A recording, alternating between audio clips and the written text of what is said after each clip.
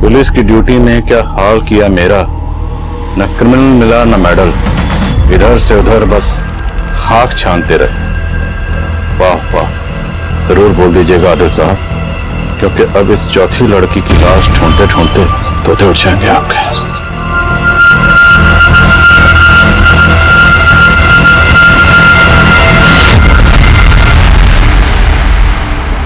नमस्कार, आदाब। मैं आदिल खान क्राइम पेट्रोल दस्तक में आपका इस्तकबाल करता हूं।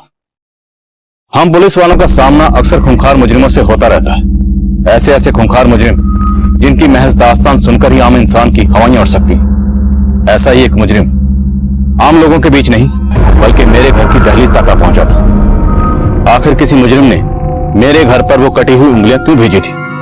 उसके पीछे की दास्तान हैरत से भरी थी। एक आम इंसान से लेकर एक खूंखार मुजरिम बनने तक की दास्तान, जिसमें इंसानी जिंदगी का हर जज्बात था। लेकिन उन जज्बातों ने कब, क्यों और किन हालातों में उन गुनाहों का जन्म दिया, ये जानकर आप दंग रह जाएंगे। अरे अच्छे से पकड़ो।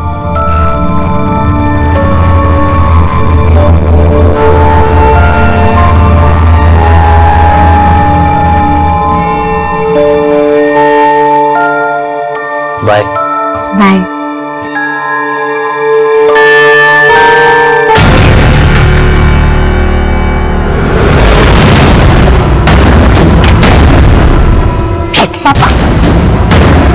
शक्ल देखिए कभी अपनी है? ये चश्मा ना शक्ल ना सूरत। अरे बहन सी लगती है तू। और वो लड़का जो है ना बाइक पे चढ़ने आया था तुमने, वो 21 है तारे से। पक्का उसकी नियत में खोट है ना, जो तारे को भाव दे रहा है वो। अरे दूर रहना उस बंदूक से, बोल रहा हूं तुझे मैं। दूर रहना उससे। अरे वही वो चिकना बाहर इसे छोड़ने आया था अभी बाइक पे। देख इसको घास दे रहा है, इसको जिसको शादी के लिए 12 लड़के ना बोल चुके हैं। इंसान की खूबसूरती सूरत से नहीं सीरत में होती है। ऐसा मुझे जुगल ने कहा है। और आप लोग ये लोग ना समझने वाले, ये लोग चाहते ही नहीं कि तुम्हारी शादी हो, क्योंकि अगर तुम ससुराल चली गई तो उन लोग को कमा के कौन देगा? बाणी बाणी अपनी आकाशवाणी बंद कर, बोल रहा हूं तने मैं। पापा, आपको समझने के लिए मुझे बानी के मशवरे की जरूरत ना है। मैं अच्छे से जानती हूँ कि आप लोग क्या चाहते हो, लेकिन अब मैं शादी करूंगी तो सिर्फ जुगल के साथ। और अब आप भी ना रोक पाओगे मुझे। मेरी बात सुन। और चढ़ा लो सर पे से।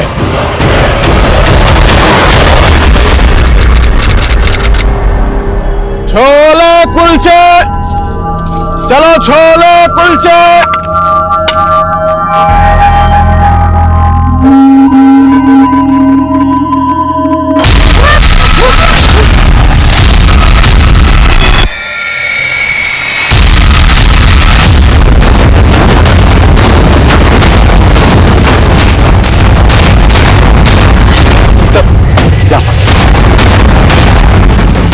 सर, यहाँ कचरे की थैली में उंगलियां कटी हुई मिली हैं।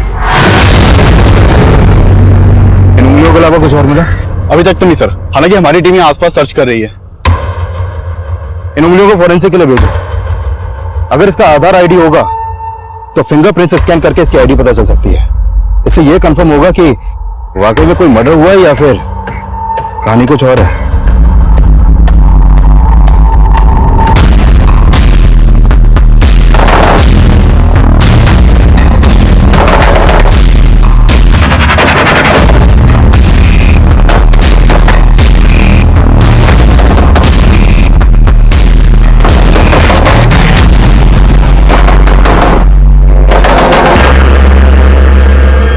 सर, इन कटी हुई उंगलियों से ये मंजू सिंह का आधार आईडी सामने आया है। हमें लग रहा है इसका मर्डर हुआ है।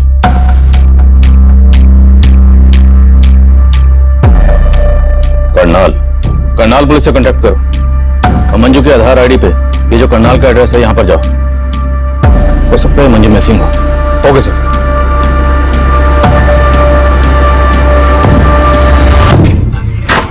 आप हैं अंकल जी? अरे भूसने के हमारे से रिश्ता जोड़ने की कोशिश मत कर। रिंकी का है? तुम्हारा नहीं पता जी? हमारे मास्टर पे सी लिखा है क्या? पीछे हट जा। रिंकी!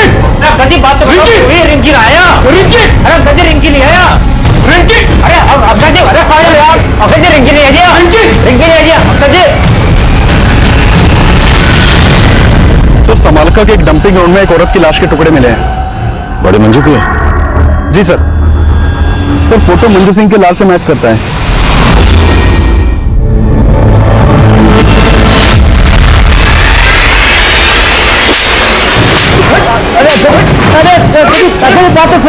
जीवन चौधरी की सच पे हाथ डाला तुमने।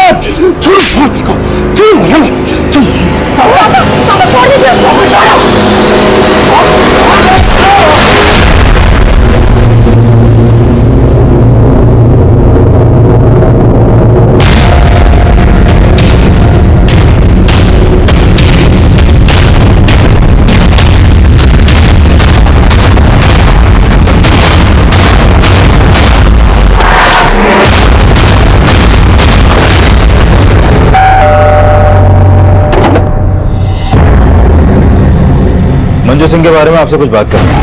कहाँ है मंजू? सर मंजू यहाँ नहीं रहती। तो फिर कहाँ रहती? और आप क्या लगते हैं मंजू को? हम मंजू के माँ बाप हैं, लेकिन आप मंजू के बारे में पूछना क्या है?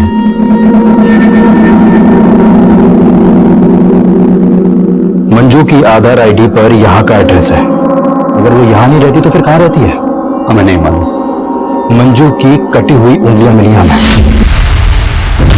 तो पॉसिबल है उसका मर्डर भी हो गया होगा। अब यहीं पर बताएंगे या फिर थाने ले जाकर बात करें आपसे?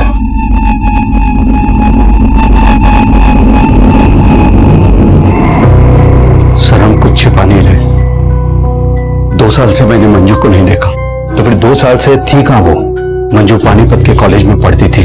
पानीपत के एक लड़के से उसकी दोस्ती हो गई। मैंने ये सब पसंद ना था साहब। आज से तेरा कॉलेज जाना बंद। आज के बाद दोबारा उस लड़के से मिलने की कोशिश की ना तो अच्छा ना होगा। लेकिन मंजू उस लड़के के लिए हमें 2 साल पहले छोड़कर भाग गई। कौन था वो लड़का? हम उसे नहीं जानते साहब, लेकिन उस लड़के ने मंजू को इतना बरगला दिया था कि उसने अपने घर से अपनी माँ के गहने, जेवर, पैसे सब चुरा करके उस लड़के के साथ भाग गई और हमें फोन करके बताया कि पापा मुझे लगता था कि आप मुझे समझोगे, लेकिन अब मैंने शादी कर ली है। लेकिन उसके बाद उसका फोन कभी ऑन नहीं हुआ। वो हमको भूल गई थी तो हम भी उसे भूल गए। भूल गई या फिर 2 साल बाद उसे ढूंढ निकाला और उसे? ऐसा हमने कुछ नहीं किया सर। जरूर उस लड़के ने उसके साथ कुछ किया होगा।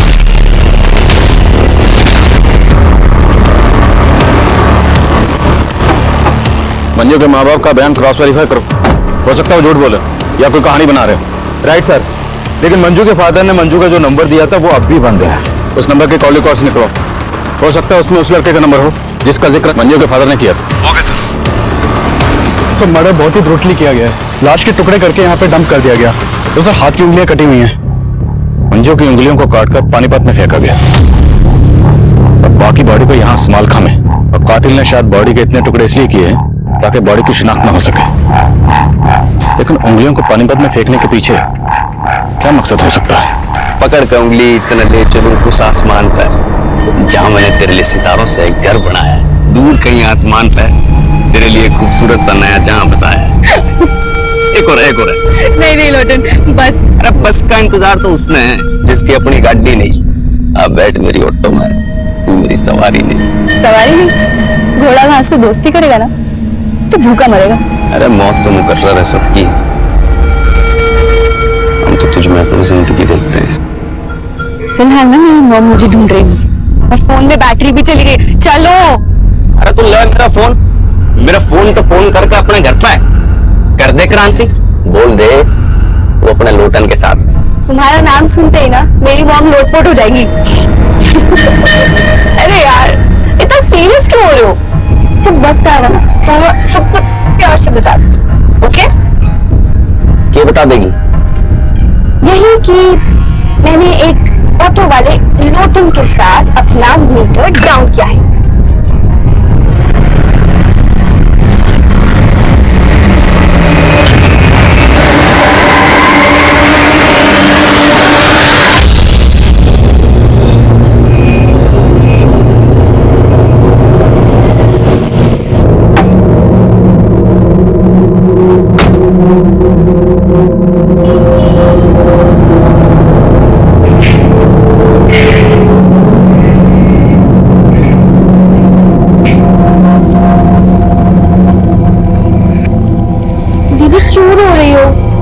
मैं हूं ना तुम्हारे साथ, सब ठीक हो जाएगा। ज्यादा अंग अक्षर बनने की कोशिश ना कर और तू ये रोना धोना बंद कर ले। कल से नौकरी पे जाना है और अगली बार से उस छोरे से मिलना नहीं है, वरना इस बार उसका सर फोड़ा, अगली बार थारा फोड़ूंगा। पापा ये आप क्या कर रहे हैं?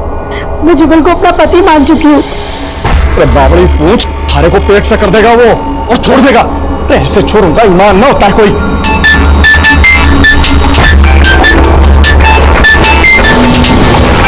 ना काट क्यों दिया? तने भी कोई पति बना रखा है क्या? ना बोल। आप मेरे और दीदी को ऐसे पेश में आया करो, वरना आदिल अंकल को बोल के आपको अंदर करवा देंगे।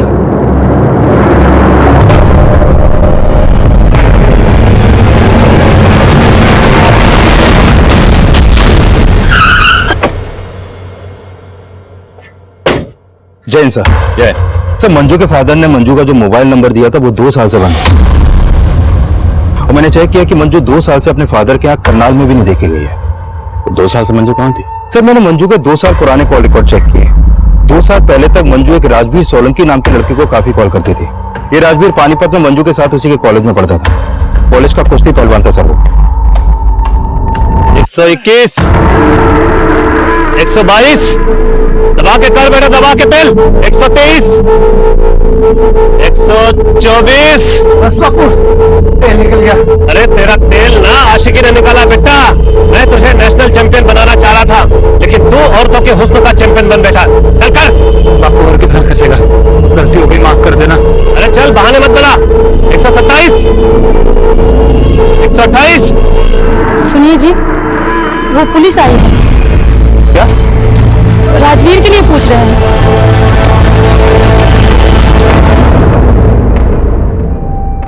क्या हुआ पहलवान?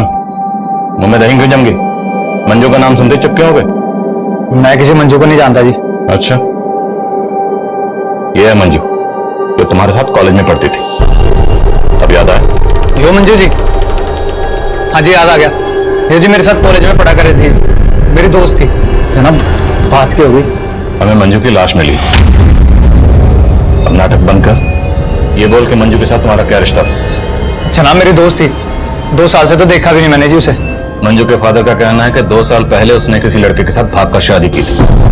और तेरे कॉलेज के दोस्तों का कहना है कि तेरे से अच्छा मंजू का और कोई दोस्त नहीं था, है ना?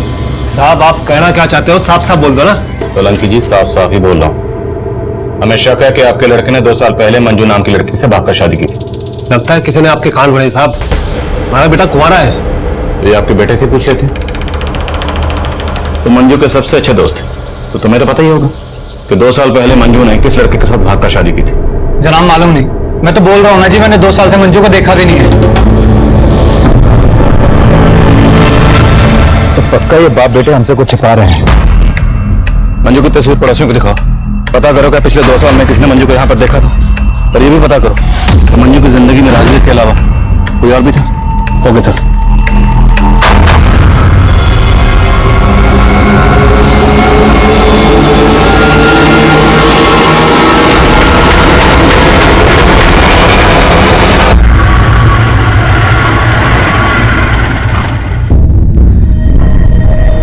चलो बाय। बाहर से बजाएगी, अंदर नहीं लेके चलेगी अपनी मम्मी से मिलवाने। सुपर खोल होटल, उनका फल मीठा होता है ना? तो बड़ी नमकीन है, नमकीन और मिठाई एक साथ, कहीं बदअजमी ना हो जाए। बाय।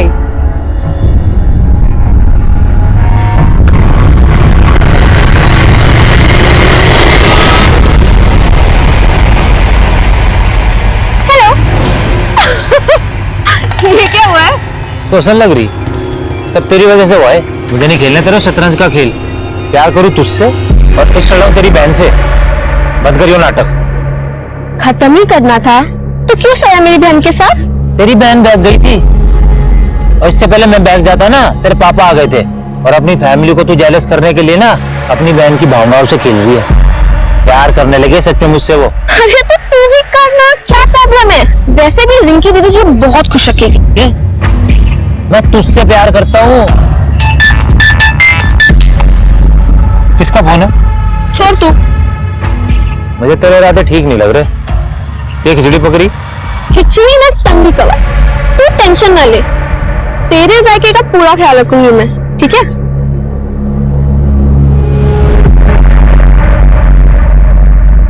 सर पिछले 2 साल से मंजू को राजवीर के घर के आसपास भी नहीं देखा गया, और राजवीर के पिछले 6 महीने पुराने कॉल रिकॉर्ड में भी मंजू का कोई दूसरा नंबर नहीं मिला। तो मंजू के माँ बाप झूठ तो नहीं बोल रहे कि 2 साल पहले मंजू किसी लड़के के साथ भाग गई थी? लेकिन सर मंजू की लाइफ में कोई ना कोई लड़का जरूर था, क्योंकि उसकी पोस्टमार्टम रिपोर्ट में यह भी सामने आया है कि मंजू 3 मंथ्स प्रेग्नेंट थी। प्रेग्नेंट? मौत की वजह? Excessive bleeding. मंजू के दोनों हाथों की उंगलियां काटी गई, जिससे ज्यादा खून बहने की वजह से उसकी मौत हो गई, और मौत के बाद उसकी बॉडी के टुकड़े किए गए। और हाँ सर, मंजू के सर पर एक चोट का निशान भी है, और उसकी मौत 16 अप्रैल की रात को हुई थी। हमें मंजू की लाश 17 अप्रैल को मिली, प्रेग्नेंट। पति कौन है उसका? सर फिलहाल मुझे राजवीर के अलावा कोई नहीं दिख रहा। एक काम करें सर, उसका डीएनए मंजू के बच्चे के डीएनए से मैच करवा के देखें। चौधरी, डीएनए रिपोर्ट आने में बहुत वक्त लग जाएगा, और हमारे पास वक्त है नहीं। मंजू के पेरेंट्स का कहना है कि 2 साल पहले मंजू घर छोड़कर भाग गई थी, तो हमें पता करना है कि 2 साल तक मंजू कहां थी और किसके साथ थी। एक काम करो, पानीपत में जितने मैटरनिटी हॉस्पिटल हैं सब जगह जाओ। मंजू प्रेग्नेंट थी तो किसी न किसी हॉस्पिटल में जरूर जाती होगी, हो सकता है वहां से हमें उसके पति की कोई लीड मिले। Okay sir.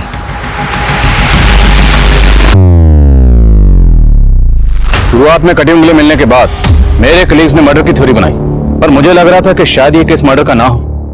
पर यह केस ना सिर्फ मंजू के मर्डर का था, बल्कि इस केस में एक से एक खौफनाक मंजर सामने आने वाले थे, जिसमें मंजू के मर्डर से लेके उसके जिस्म के टुकड़े टुकड़े करने के मंजर से भी कहीं ज्यादा खौफनाक मंजर थे। तब हम इस बात पे फोकस कर रहे थे कि मंजू का पति कौन है, और मंजू के पेट में पल रहा वो बच्चा किसका था। मंजू की आपबीती में हमें मंजू के पेरेंट्स का रोल भी सस्पिशियस लग रहा था, क्योंकि उन लोगों ने मंजू की डेड बॉडी को भी क्लेम करने से मना कर दिया था।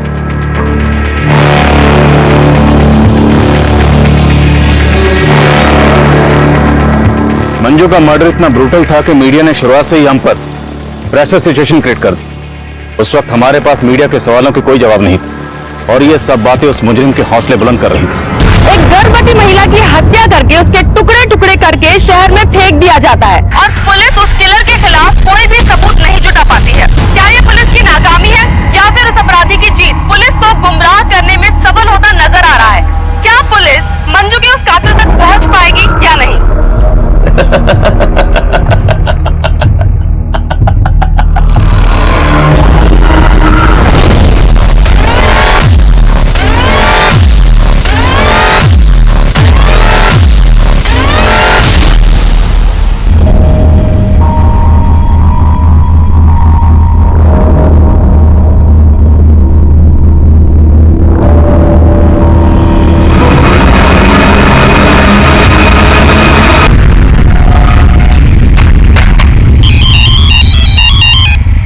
हाँ चौधरी। सर उस मैटरनिटी हॉस्पिटल का पता चल गया जहां पर मंजू अपना इलाज करवा रही थी। वहां से मंजू के पति के बारे में कुछ पता चला? सर मंजू के डॉक्टर ने बताया कि मंजू शादीशुदा थी। उस नंबर के कॉल रिकॉर्ड्स निकलो और उठाओ इस राजवीर को। Okay sir. मैं आपसे झूठ नहीं बोलना चाहता था, दरअसल मैं अपने बापू से डर गया था जी। तूने झूठ इसलिए बोला क्योंकि मंजू का मर्डर तूने किया? नहीं सर, मैंने मंजू का मर्डर नहीं किया सर। दरअसल हम दोनों ने 2 साल पहले भागकर शादी कर ली थी,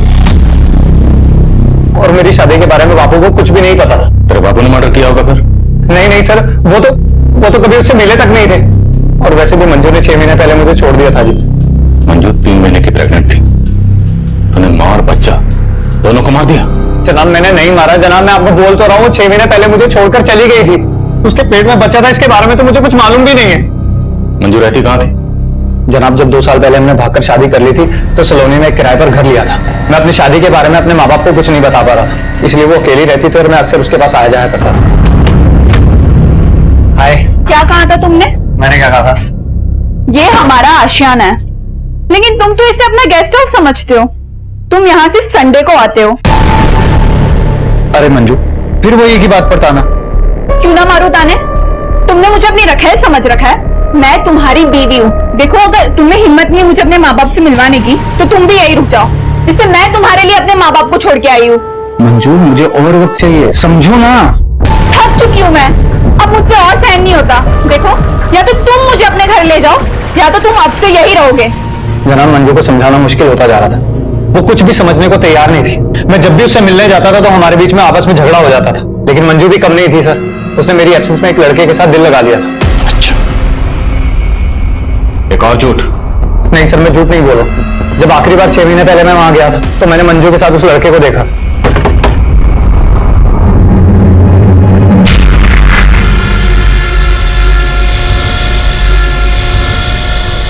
मंजू, कौन था ये लड़का? यहाँ क्या कर रहा था? दरवाजा खोलने में इतना टाइम क्यों लगाया? ये बोल के तुम कहना क्या चाहते हो? जनाब, उस दिन बात इतनी बिगड़ गई थी कि हमने आपस में बात करनी बंद कर दी थी और उसके बाद मैंने आना जाना भी वहां बंद कर दिया था। लेकिन हो ना हो सर, उस लड़के के साथ उसका कोई ना कोई तो चक्कर था ही, और वो बच्चा पक्का उसी का ही है। मेरा बच्चा नहीं है सर वो। कौन था वो लड़का? सर, उस लड़के को मैं जानता नहीं। उसे पहली और आखिरी बार मैंने वहीं पर देखा, लेकिन सर वो बच्चा मेरा नहीं था सर। तो बच्चा तेरा है या नहीं, ये मंजू की डीएनए रिपोर्ट से पता चल जाएगा। मंजू और राजवीर सलोनी में जिस घर में रहते थे उस घर पर जाओ। हो सकता है मंजू का मर्डर वहीं हुआ और बाद में बॉडी को डंप किया गया। Okay sir. सर, पानीपत कनाल के बीच एक औरत की लाश मिली है। उसकी उंगलियां भी कटी हुई हैं।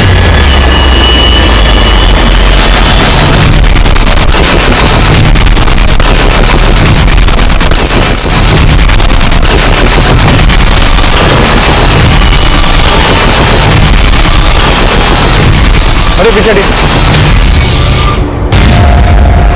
निकालो सर। मोहब्बत के हर एक किला फतेह करने निकले, तेरे साथ नहीं तो तेरे बात सही, हम जीतने वालों को हराने निकले।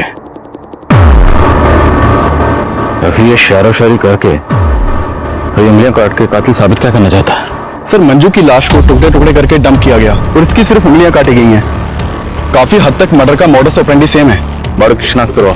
हो सकता है इसका मंजू या उसके जान पहचान वालों से किसी को ताल्लुक हो। सर,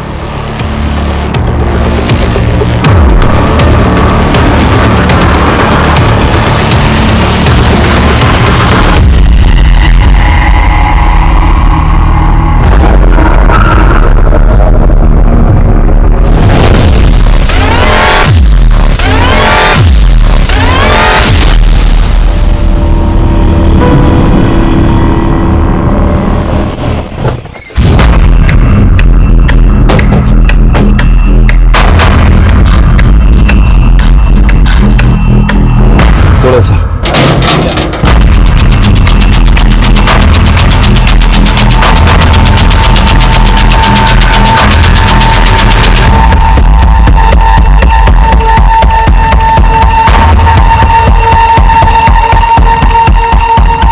सर, मंजू के सलोनी वाले घर में ऐसे कोई साइन नहीं मिले जैसे लगे कि मर्डर यहाँ पर हुआ हो। करनाल और पानीपत के बीच हमें जिस औरत की लाश मिली है उस औरत की भी उंगलियां काटी गई। मैं तुम्हें उसकी तस्वीर भेज रहा हूँ, जरा पता करो क्या उस औरत का मंजू के घर पर आना जाना था। Okay sir. नहीं जनाब, मैं इस औरत को नहीं जानता और मुझे मालूम नहीं कि मंजू इस औरत को जानती होगी कि नहीं। इस औरत को मंजू के घर में कभी आते जाते तो नहीं देखा है। ये मंजू का हस्बैंड है जो दिल्ली में कहीं जॉब करता है और संडे संडे आता है, और अभी कुछ टाइम से यहाँ पे आना ही बंद कर दिया है। ऐसा तो नहीं लगता था, पर सर कुछ समय से एक आदमी का यहाँ पे काफी आना जाना हो रहा था। राजवीर भी वही कह रहा था जो पड़ोसन कह रही है कि मंजू का किसी के साथ अफेयर था। पड़ोसन और राजवीर से उस लड़के का स्केच बनवाओ और मंजू के करंट नंबर के कॉल रिकॉर्ड्स निकलो। हो सकता है उस लड़के के बारे में कुछ पता चले, और इस औरत की पहचान पता करो, क्योंकि हो सकता है मंजू और इस औरत दोनों का कातिल एक ही।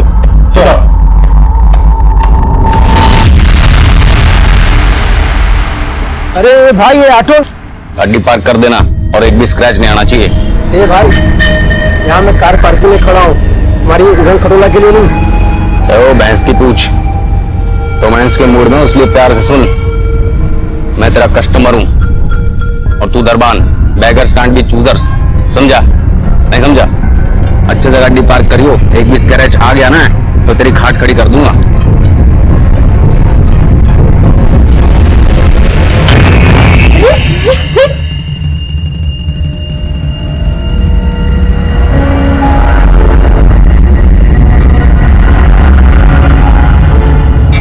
बेटा,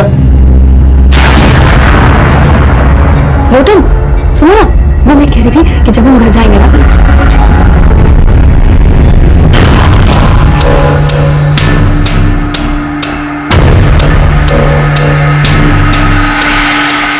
excuse me ma'am, what can I bring for you? one paneer chili and guava meri. And for you sir? I mean आप क्या लेंगे? I would like to have a crisp thin roll stuffed with mashed potatoes and peas with a pinch of salt and turmeric, and yeah, garnish with curry leaves and serve it with a red lentil soup and a white sauce made of coconut. Please make it fast. Excuse me sir, क्या है ये? Red dosa ले आ। Okay sir, Rajveer और मंजू के पड़ोसन ने जो sketches बनवाए हैं वो दोनों स्केचेस एक ही आदमी के हैं। पता लगाओ कौन है ये। चल चौधरी, ये भी चेक करो कि वो पड़ोसन कहीं राजवीर के कहने पर ये बयान तो नहीं दे रही। Okay sir.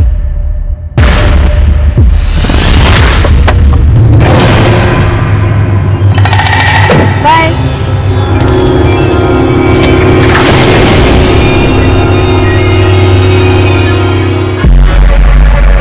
अच्छा, इस गाड़ी वाले के चक्कर में तुमने मेरा टक्का अपनी बहन से भिड़ा रखा है? अरे नहीं यार, कजिन है मेरा, यहाँ तक आया तो ड्रॉप कर दिया। बस अब मैं तेरे चक्कर में नहीं आने वाला। बता तेरी बहन क्या बोली कि मुझे सच में भगा के ले जा। अरे वाह, ये तो बहुत अच्छी बात है यार। प्रॉब्लम क्या है? ऐश करना। बहुत हुआ तेरा मजाक। तेरी बहन को ना मैं सच सच बता दूंगा कि मैं उससे नहीं तेरे से प्यार करता हूँ। प्यार प्यार प्यार यार, इंसानियत नाम की कोई चीज होती है। तो ये दिल का चक्कर छोड़ और मेरी बात मान। तेरी लाइफ सेट है, समझा? चल चल। सर, एक रोजी नाम की लड़की की मिसिंग कंप्लेंट दर्ज हुई थी संगमनगर थाने में। ये कंप्लेंट रोजी की मां ने दर्ज करवाई थी। सर, रोजी की फोटो सड़क की फोटो से मैच करती है जिसकी हमें डुप्लीकेट लाश मिली थी। लो बेटा, दूध पी लो। नानी, मम्मी कब आएंगी? आ जाएगी। लेकिन कब? उन्होंने मुझे बोला था फिल्म दिखाने लेके जाएंगी, लेकिन वो खुद इतने दिन से नहीं आई। बोलो ना नानी, मम्मी कब आएंगी? बेटा आ जाएगी।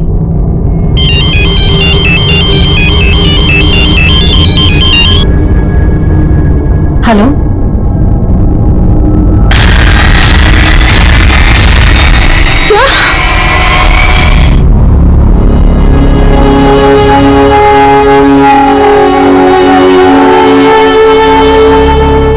सर, रोजी कॉल सेंटर में काम करती थी। 2 दिन पहले मैंने उसे आखिरी बार देखा था, तब वो कॉल सेंटर जाने के लिए घर से बाहर निकल रही थी। अच्छा मम्मी, मैं चलती हूँ। बाय बच्चा। मम्मा, मैंने आपको बोला था ना मुझे कार्टून फिल्म देखने जाना है सिनेमा में। हाँ बेटा, चलेंगे पक्का। लेकिन कब मम्मा? बेटा नेक्स्ट संडे। अभी मुझे ऑफिस के लिए लेट हो रहा है और मेरे पीछे से नानी को परेशान मत करना। मेरा अच्छा बच्चा है ना। बाय बाय माँ। सर, उसके बाद रोजी का कुछ पता नहीं चला। अगली सुबह वो कॉल सेंटर से वापस ही नहीं आई, ना ही उसका फोन लग रहा था। लेकिन आपने संतनगर पुलिस स्टेशन को ये नहीं बताया कि रोजी कौन से कॉल सेंटर में काम करती थी? रोजी कहाँ काम करती थी उसने मुझे कभी नहीं बताया। आपकी बेटी कहाँ काम करती थी आपको नहीं पता? और आपने कभी पूछा भी नहीं उससे? सर, मैंने कई दफा उससे कहा था कि अपने कॉल सेंटर का पता घर में छोड़ दे। आपने बताया कि रोजी की बेटी है, उसका पति कहाँ? रोजी की अपने पति से नहीं बनती थी, इसलिए 3 साल पहले वो अपने पति से अलग हो गई थी। कहाँ रहता है? वो जींद रोड पे रहता था और रोजी से अलग होने के बाद वो कहीं शिफ्ट हो गया था। कहाँ शिफ्ट हो गए? सर, वो मुझे नहीं पता। मैडम, आपको आपके दामाद का नाम तो पता होगा। उसका सुनील नाम है। किसी पे शक आपको? कौन आपकी बेटी के साथ ऐसा कर सकता है? नहीं सर, मुझे कुछ नहीं मालूम। कुछ दिन पहले मंजू नाम की एक लड़की का कत्ल हुआ। यह है मंजू। इसकी भी ठीक वैसी उंगलियां काटी गई जैसे आपकी बेटी रोजी की काटी गई। क्या आप इसे जानती हैं?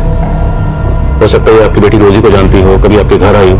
नहीं सर, मुझे कुछ नहीं मालूम इसके बारे में। कुमार, पता लगाओ रोजी कौन से कॉल सेंटर में काम करती थी और उसके पति सुनील का भी पता लगाओ। सर,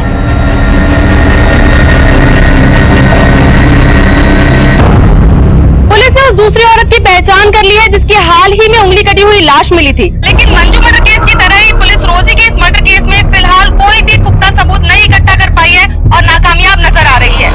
अब सबसे बड़ा सवाल ये उठता है, क्या मंजू और रोजी का कातिल एक ही है या ये कोई 2 अलग अलग लोग हैं?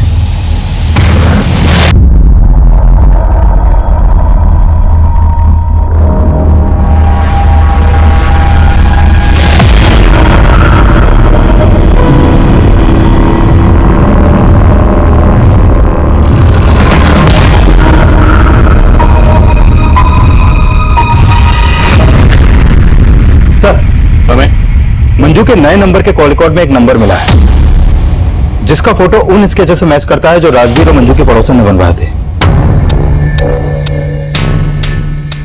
इसका नाम महेश सिंह है सर। इसका मोबाइल नंबर करनाल के एड्रेस पर रजिस्टर्ड है।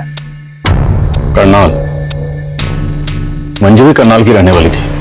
हाँ सर, और यह भी पता चला है कि यह महेश मंजू का कजन है। ये मंजू के कोई दूर के ताऊ का बेटा है। लेकिन मंजू के माँ बाप का कहना है कि वो बिल्कुल नहीं जानते थे कि 2 साल तक मंजू कहाँ रह रही थी। तो फिर ये मंजू का कजन ये मंजू से मिलने क्यों जाता था? और इसे कैसे पता कि मंजू कहाँ रहती थी? सर मैं हमेशा मंजू का सपोर्ट करता था सर। मानता हूँ चाचा जी उनकी शादी के खिलाफ थे, लेकिन राजवीर के साथ घर से भाग जाने के बाद से मैं लगातार मंजू के टच में था। लेकिन राजवीर का कहना है कि उसने तो मंजू को 6 महीने पहले ही छोड़ दिया था। सर राजवीर ने मंजू की जिंदगी बर्बाद करके रखी थी, बल्कि मंजू तो उसके खिलाफ कानूनी मदद भी लेना चाहती थी। चीट किया सर उसने मंजू को। उसकी वजह से उसने अपना घर परिवार छोड़ा, अपने पेरेंट्स से अपना रिश्ता खत्म किया, और बदले में उसे क्या मिला? सिर्फ दुख। कहीं तुमने भी बदला तो नहीं लिया?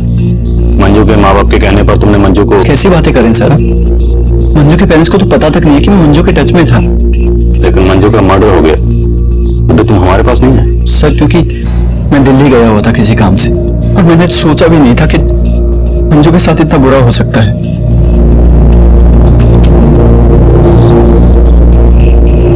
इसे जानते हो?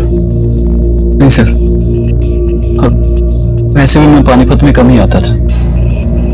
मंजू ने कभी तुम्हें कुछ ऐसा बताया कि तुम्हें अजीब लगा? सर मंजू ने राजवीर के अलावा कभी किसी की बुराई नहीं की। मुझे लग रहा है शायद राजवीर ने ये कांड किया है, क्योंकि मेरी नजर में वही एक ऐसा लड़का है जो किसी भी हद तक जा सकता है।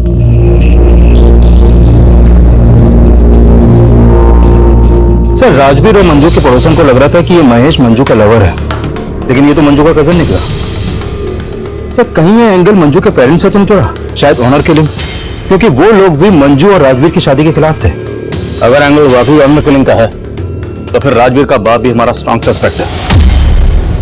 एक काम करो, इन सब के डीएनए मंजू के बच्चे के डीएनए से मैच करो। हम किसी का भरोसा नहीं कर सकते। Right sir.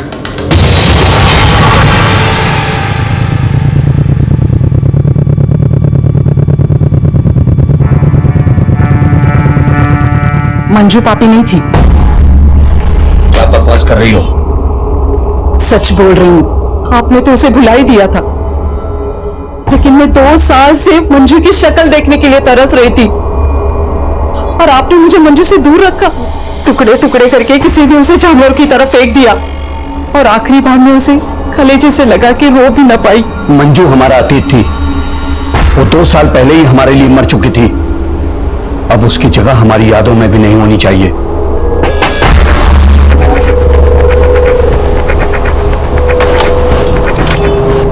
सिंह साहब आपको हमारे साथ चलना है। चलना होगा? आपका डीएनए टेस्ट करवाना है।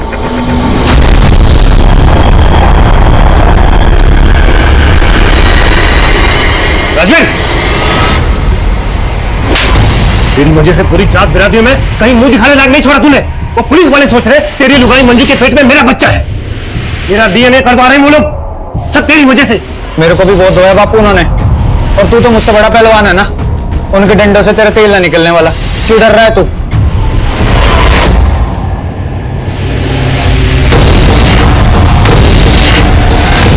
जब मियां बीवी राजी तो क्या करेगा काजी? दीदी मैं बोल रही हूँ, मान लो मेरी बात। भूल जाओ मम्मी पापा क्या कहेंगे और भाग जाओ जुगल जीजा जी के साथ। बाकी की सारी सेटिंग मैं कर दूंगी पक्का, ठीक है? एक छोरी क्या सिखा रही है अपनी बहन को? अजी सुनते हो? जल्दी आओ। क्या सिखा रही है? हाँ बोल, क्या सिखा रही है? देखो क्या क्यों चिल्ला रही हो? ये दोनों बहनें मिलकर क्या प्लान बना रही है?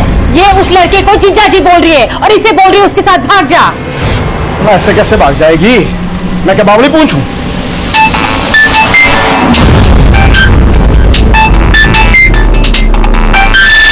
तूने किसके फोन आते रहते हैं? ना बता दे, नहीं ऐसा ना रिंग से पहले थारी टांगे तोड़नी पड़े। कंजर खाना बना के रखा घर को।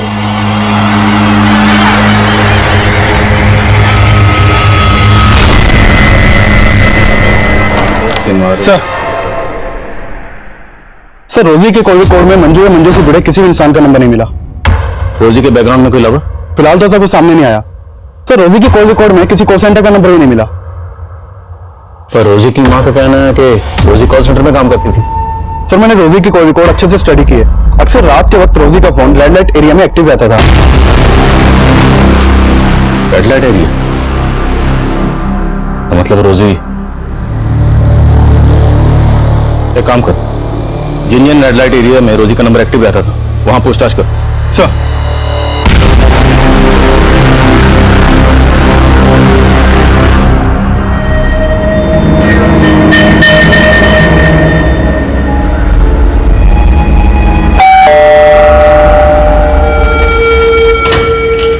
मम्मी, ये मेरा दोस्त लोटन। नमस्ते। Lotan, strange name. जी यो नाम मेरी मम्मी ने दिया है जी। अच्छा, प्लीज कम, हैव सीट। तो लोटन, तुम काम क्या करते हो? ऑटो है जी मेरा। Auto driver? नहीं जी, मतलब ऑटो मेरा खुद का है, मैं ओनर हूं उसका और अपनी मर्जी का भी। मम्मी, आपको पता है मैं ना लोटन के ऑटो में रोज कॉलेज जाती हूँ और पता नहीं टाइम कैसे बीत जाता है, पता ही नहीं चलता। आपको पता है ना, बातें ऐसी करता है कि कोई भी इंसान ना हंस के लोटपोट हो जाए। शैली, तुम इस ऑटो वाले को यहाँ मुझसे मिलवाने लाई हो? तेरा दिमाग तो ठीक है, इसमें प्रॉब्लम क्या है? प्रॉब्लम है you don't know these illiterate people. Auntie, I'm definitely an auto driver, but I've planned everything. I've planned my future, and trust me, it's bright. I'll soon begin my own startup. जैसे cab services होती है, वैसे auto services. I've planned everything.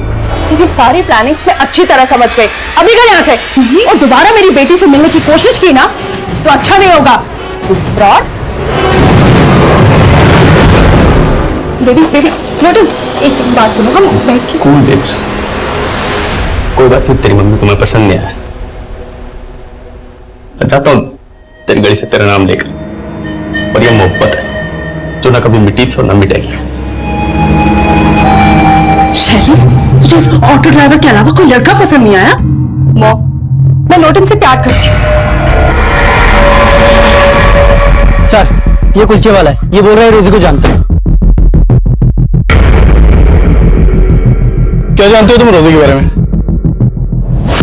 साहब वो रोजी धंधा करती थी साहब, और वो और एक लड़का अक्सर मेरे यहाँ से छोले कुलचे खाते थे। कौन लड़का?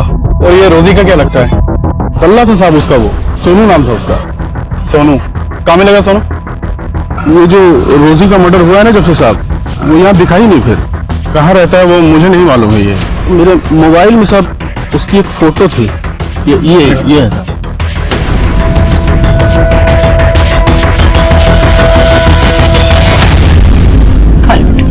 मुझे नहीं खाना। थोड़ा सा खा लो। नहीं, जब तक मम्मी नहीं आएगी मैं कुछ नहीं खाऊंगी।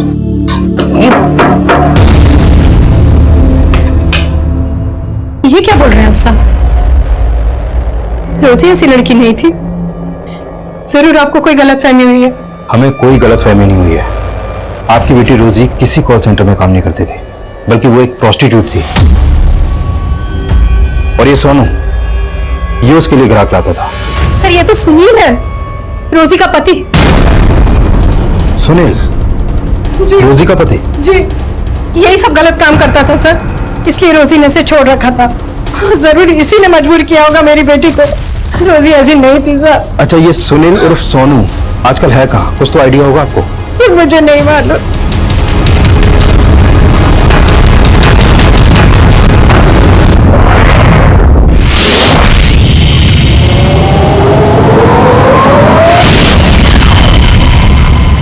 साहब उस रोजी को ना ये धंधा अच्छा नहीं लगता था। तो क्या सोनू उससे जबरदस्ती काम करवा रहा था? वो तो अपनी बेटी को बढ़ाने के लिए, उसको पालने के लिए सब करती थी। सब वो हमारे साथ ना बहुत टाइम के धंधे पे थी।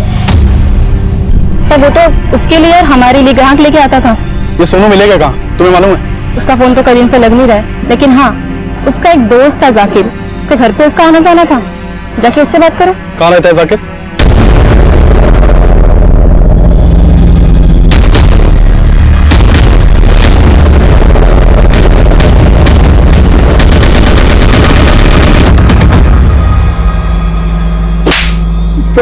सर मैंने रोजी के साथ कुछ नहीं किया सर। तो फिर हमारी टीम को देखकर भाग क्यों रहा था? तो साहब मैं डर गया था, लेकिन फिर मेरे को रोजी के मर्डर का मालूम चला, तो इसलिए मुझे पता था कि आप लोग मेरे पीछे आएंगे, इसलिए मैंने अपना फोन भी बंद कर दिया सर। लेकिन सर मैंने रोजी के साथ कुछ नहीं किया, मेरा विश्वास। रोजी तेरी बीवी थी और तूने उसे मजबूर किया था इस धंधे में उतरने के लिए, है ना? नहीं साहब, रोजी जब तक मेरे साथ रहती थी तब तक मैंने उसे कोई धंधा वंदा नहीं करवाया था, लेकिन जब रोजी को पता चला कि मैं दल्लागिरी ये सब करता हूं तो मुझे छोड़कर चली गई थी। लेकिन उसको कुछ दिन बाद आटे दाल का भाव पता चल गया था, और सर रोजी ये सब अपनी मर्जी से करती थी, मैंने रोजी के साथ कुछ नहीं किया। हाँ जरूर उसके कस्टमर ने रोजी के साथ कुछ किया होगा।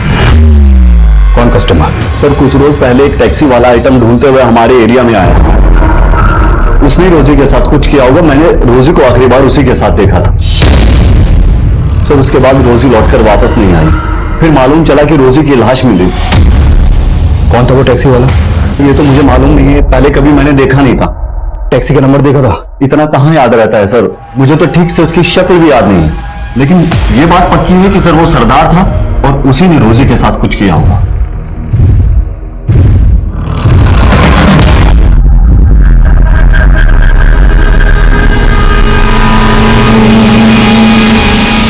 सर सोनू ने जिस एरिया में उस टैक्सी वाले को देखा था वहां पर कोई सीसीटीवी है ही नहीं। ऐसा तो नहीं कि सोनू ने खुद ही किसी नफरत की वजह से अपनी बीवी का कत्ल किया, फिर उसके पास वो शायरी छोड़ दी।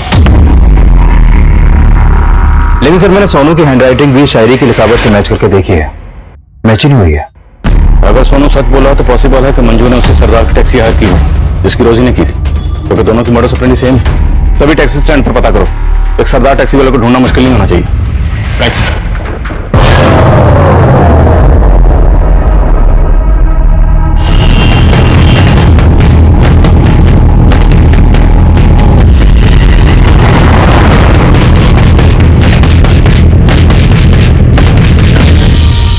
सर मैंने पानीपत और आसपास के एरिया के लगभग सभी टैक्सी स्टैंड्स में चेक किया, लेकिन ऐसा कोई भी सरदार नहीं मिला जिसकी एक्टिविटी सस्पिशियस हो और वो टैक्सी चलाता हो। पॉसिबल है कि वो टैक्सी वाला सरदार हो ही नहीं, बल्कि किसी ने सरदार के गेटअप में पहले मंजू का और बाद में रोजी का मर्डर किया।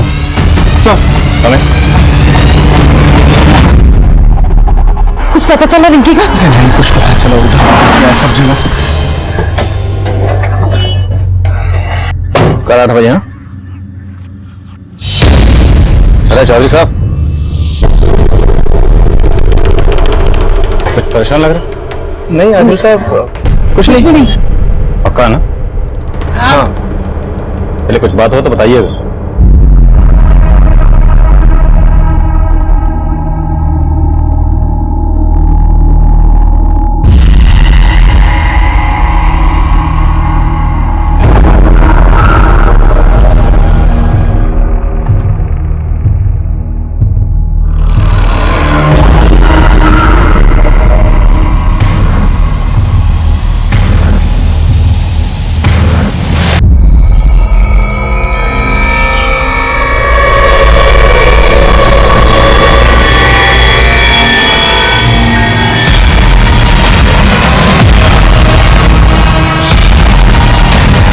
पुलिस की ड्यूटी ने क्या हाल किया मेरा, न क्रिमिनल मिला न मेडल, इधर से उधर बस खाक छानते रहे। वाह वाह। जरूर बोल दीजिए आदिल साहब, क्योंकि अब इस चौथी लड़की की लाश ढूंढते ढूंढते तोते उठ जाएंगे आपके।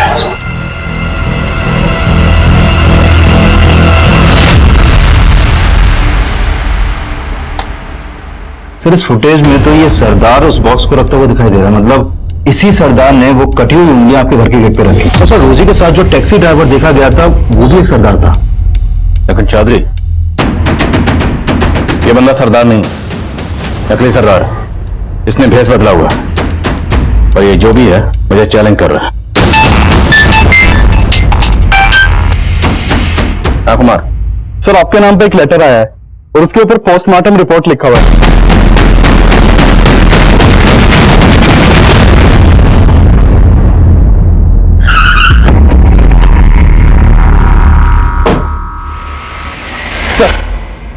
Sir letter.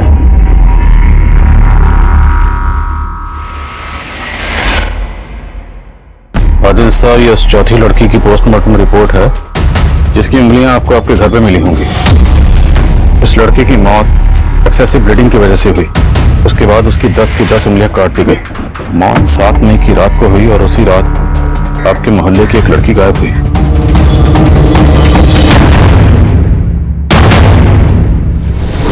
परेशान लग रहा है? नहीं आदिल साहब, कुछ नहीं।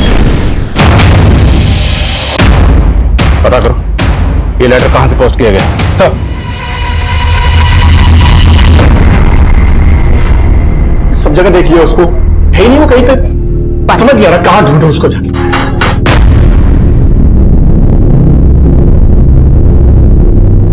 क्या चौधरी साहब, किसे ढूंढने की बात कर रहे हैं? सब ठीक तो?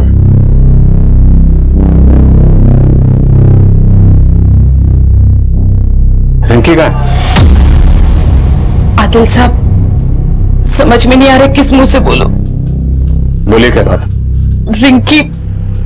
रिंकी एक लड़के के साथ भाग गई। किस लड़के के साथ? जुगल के साथ। एक नंबर का लफंगा है। अब ना उसका फोन मिल रहा है और ना ही रिंकी का। कहाँ रहता है जुगल?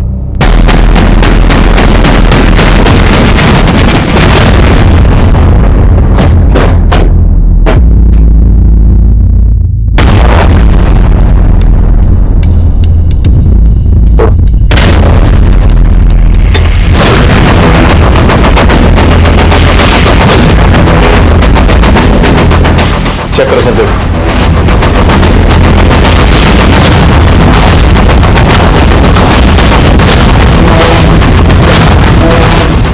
सर, यहां तो कुछ भी सस्पिशियस नहीं मिला। चौधरी, हो सकता है जो मुझे चैलेंज कर रहा है ये जुगल ही हो। रिंकी और जुगल दोनों के कॉल रिकॉर्ड्स अच्छे से स्कैन करो। Okay sir. हाँ कुमार सर, वो लेटर एक सरदार ने पोस्ट किया है।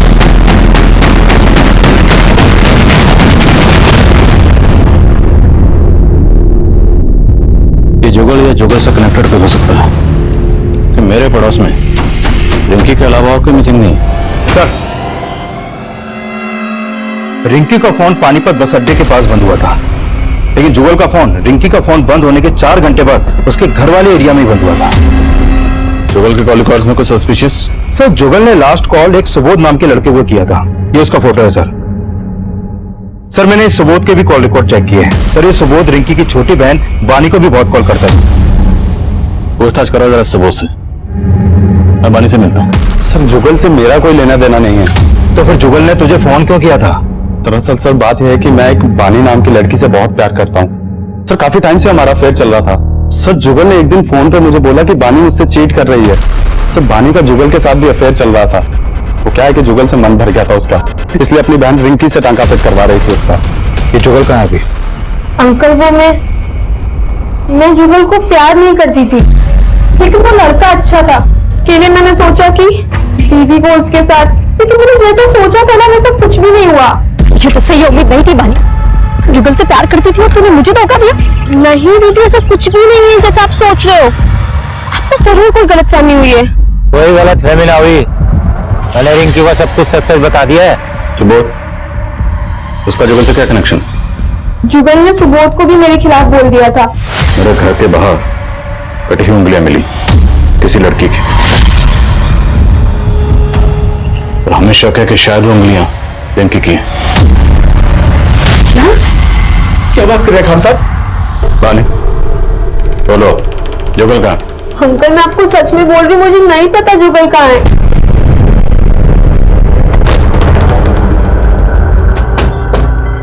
मुझे खत लिखने वाले का कहना है कि उसने मेरे पड़ोस की एक लड़की को मार डाला। हमें अभी तक किसी लड़की की लाश नहीं मिली। रिंकी गायब है जुगल के साथ। एक काम करो, बानी और सुबोध दोनों के फोन सर्विलेंस पे डालो। हाँ सर, एक औरत आई है अपनी बेटी की मिसिंग कंप्लेंट लिखवाने। सर, ये मेरी बेटी शैली है, कल रात से ये घर नहीं आई है और इसका फोन भी नहीं लग रहा है। सर, मैं बहुत परेशान हूँ, आप प्लीज इसे जल्दी ढूंढिए, कहीं इसके साथ कुछ गलत ना हो जाए। आपको किसी पर शक है? हाँ सर, एक लोटन नाम का ऑटो ड्राइवर। शैली तो नादान है, वो कह रही थी कि वो लोटन से प्यार करती है, लेकिन मुझे शक है कि शैली के गायब होने में उस लोटन का ही हाथ। कहाँ रहता है लोटन?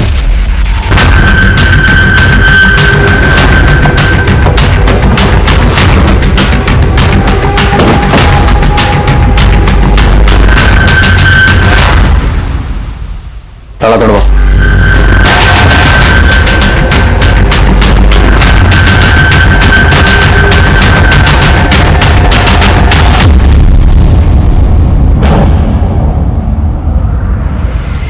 सर ये देखिए,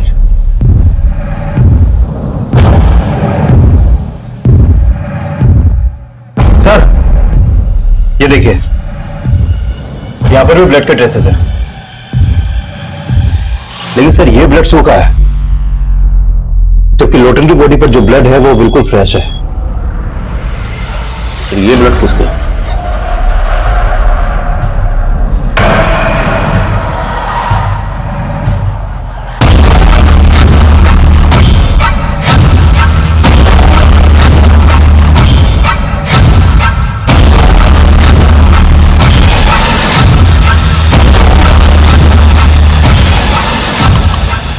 लोटन के प्रोसेस पता करो, इसका किस किस से मिलना जुलना था और कहां कहां आना जाना था। Okay sir.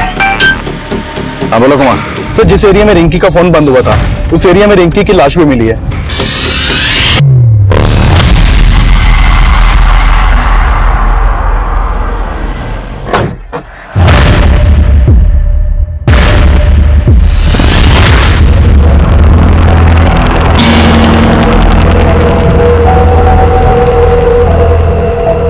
तेरे कूचे में कटी उंगलियां फेंक के हम सीना तान के निकलते हैं।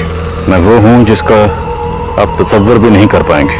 बहुत पापड़ बेलने पड़ेंगे आदिल साहब, मुझे नहीं, मच्छर पकड़ो।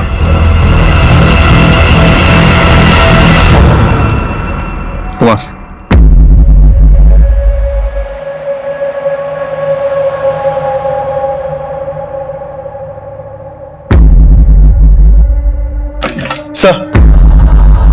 सर हमने जिन जिन सस्पेक्ट्स के डीएनए करवाए थे उनकी रिपोर्ट आ गई है।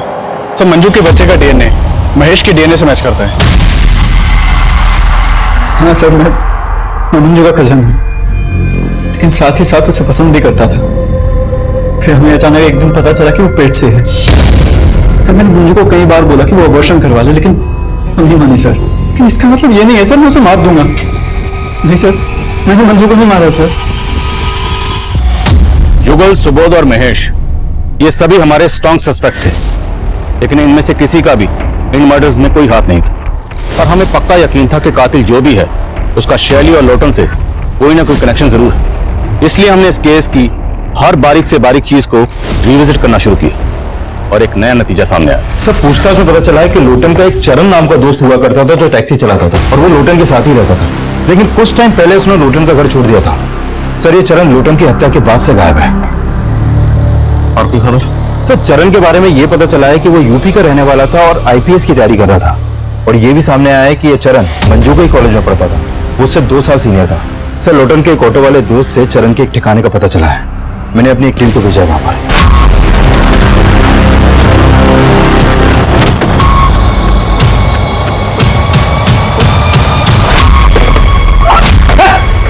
पकड़े से लेके जाओ।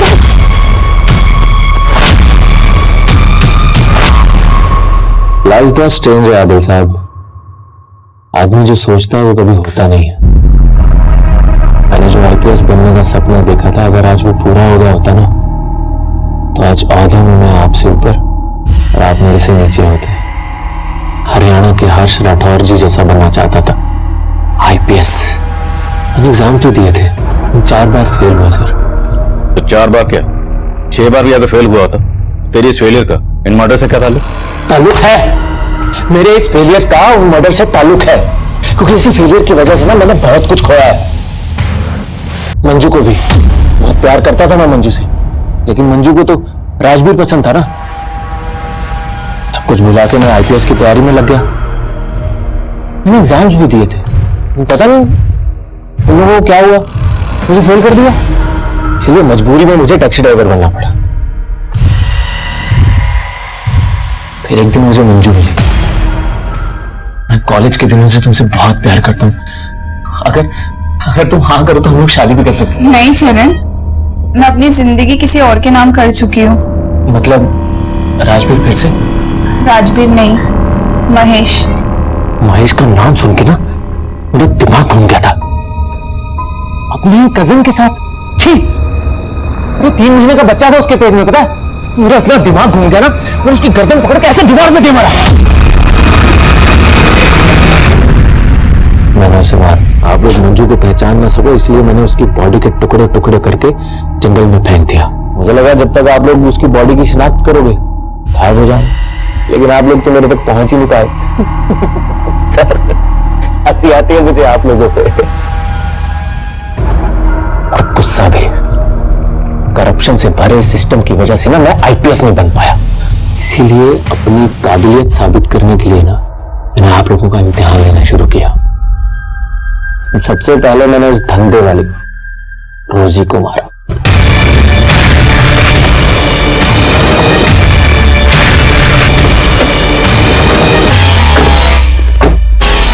ये कहाँ लाए हो तुम मुझे? मारने के लिए। चल, चल। तू लाश के पास गाजर खाकर क्यों फेंकता था? चैलेंज था सर। आप पुलिस वाले हैं तो थोड़ा चैलेंज तो बनता है ना, लेकिन आप तब भी नहीं पकड़ पाए। फिर मैंने आपको दूसरा चैलेंज दिया। रिंकी टैक्सी का वेट कर रही थी, मैंने उसे भी उठा लिया और क्या कर रहे हो? बड़ा मजा आ रहा था मुझे आप लोगों के दिमाग के साथ खेलने में, लेकिन साला दिल के चक्कर में हार गया। वो लोटन था ना, साला बार बार मुझे चिढ़ाता था शैली का नाम लेके। मैंने सोच लिया कि अगर मंजू नहीं मिली तो क्या हुआ, इसकी शैली को छीन लूंगा।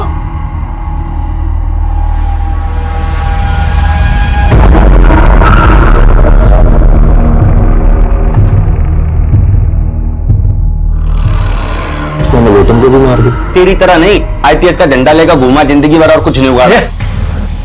मेरी पढ़ाई और मेरी आईपीएस के बारे में कुछ मत बोलना, समझा? तुम नहीं जानता मैंने कितनी मेहनत की है आईपीएस बनने के लिए। काय की मेहनत? 20-25 हजार की नौकरी कर रहा होता अगर मुझसे थोड़ी बहुत इंग्लिश सीख लेता तो। तो ड्राइवर तेरी, तू मुझे अंग्रेजी सिखा,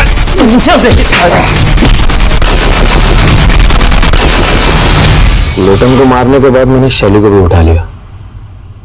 शैली बस मेरी होने ही वाली थी कि आप लोग आ गए और मुझे उठा के यहां ले आए। क्या बनना चाहता था? IPS, Indian police service.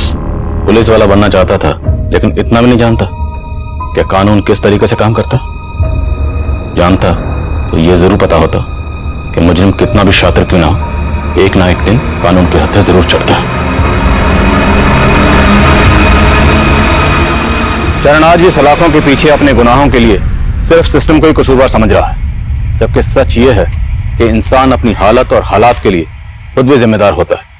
किसी इंसान की कामयाबी का फैसला इस बात पे भी होता है कि उस इंसान ने अपनी गलतियों से क्या सीखा। यह केस मंजू के मर्डर से शुरू हुआ था। मंजू इस केस का एक ऐसा यादगार चेहरा था जिसकी जिंदगी में गुनाह हर मोड़ पर दस्तक दे रहा था। राजवीर को ठीक से समझे बिना मंजू ने अपने पेरेंट्स को छोड़ दिया, और राजवीर से धोखा खाने के बावजूद मंजू महेश की नीयत को नहीं समझ पाई, और चरण को अपना दोस्त मानकर उसने चरण के सामने अपने माजी के सारे पन्ने खोल दिए, जिसने चरण की नाकाम सोच में आग में घी डालने का काम किया। चरण ने अपने पागलपन में रोजी लोटन को सिर्फ इसलिए मार दिया क्योंकि वो मेरी काबिलियत का इम्तिहान लेना चाहता था। ऐसी सोच हमेशा इंसान की बर्बादी की वजह बनती है।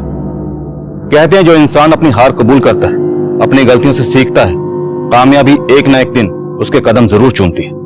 लेकिन जो इंसान अपनी हार कबूल नहीं करते, अपनी गलतियों से सीखते नहीं है, कहीं ना कहीं उनके कामयाब होने की उम्मीद भी खत्म हो जाती है। और चरण इसकी जीतती जागती मिसाल है। देखते हैं हमारे आज के एपिसोड की दूसरी कहानी।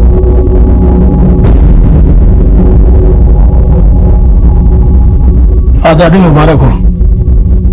धन्यवाद। एसपी साहब मिलना चाहते हैं, सिर्फ 10 मिनट के लिए। भाई शहर के एसपी साहब मिलना चाहते हैं, जब आप कहेंगे हाजिर हो जाओ। धन्यवाद।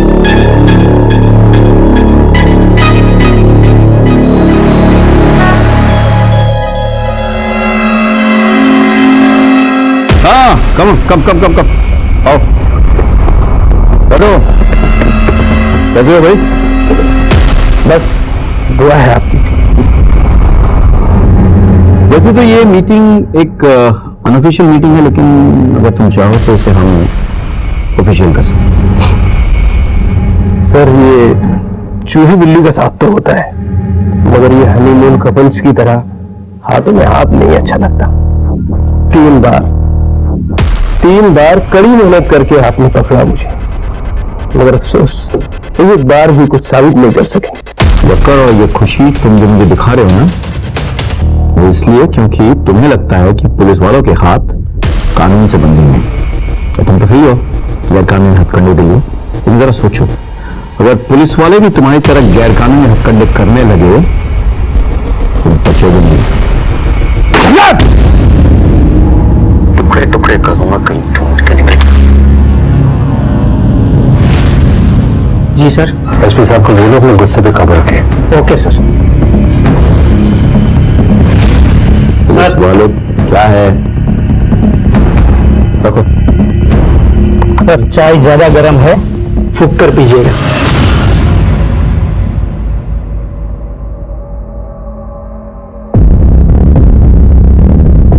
Come on, Rakesh, you have to do it. Biscuit चाय में डूबने के बाद कैसे नरम हो जाता है ना। अब तुरंत नहीं खाओगे तो ये फिर ये चाय में फिर से गिर के डूब जाएगा। तुम्हारी हालत अब इस चाय में डूबे हुए बिस्किट की तरह होगी। हमारे साथ इतने मिलने के बाद तुम्हारे जो अपने लोग हैं ना, वो भी तुम्हें विश्वास नहीं करेंगे। मतलब तुम अब डूबे हुए बिस्किट की तरह करार नहीं। ये तो मैं भी जानता हूँ सर कि लोग उसे विश्वास नहीं करेंगे, लेकिन मैं कोई बिस्किट नहीं हूँ एसपी साहब। रेडियम मुंडा हो, रेडियम मुंडा। ना मैं चाय में डूबूंगा और ना ही मुझे खा लिया जाएगा। इस चूहे बिल्ली के खेल में टाइम वेस्ट नहीं करता। एक गोली ये मैं तो कहता हूँ कि तुम हमारे साथ नहीं जाओ, हम तुम्हारा ख्याल रखेंगे। तुम हमें थोड़ी बहुत इंफॉर्मेशन दे देना। और अगर मैं ना मानूं तो? क्या है कि आजकल तुम्हारे एरिया में सीआरपीएफ बहुत घूम रहे हैं, सोचते नहीं है लोग, सीधे ठोक देते हैं। मुझे थोड़ा सोचने का वक्त दीजिए, मुझे अपने घर वालों से बात करनी पड़ेगी। इंटेलिजेंस रिपोर्ट के मुताबिक एक बहुत बड़ी घटना घटने वाली है, लेकिन क्या ये तो तुम बता सकते हो। अब सर यहाँ इस एसी रूम में आपके साथ बैठकर तो इंफॉर्मेशन निकलेगी नहीं, इसके लिए मुझे भी हो जाना होगा जहाँ की खबर है, अपने गांव। Thank you for coming. Thank you sir, thank you.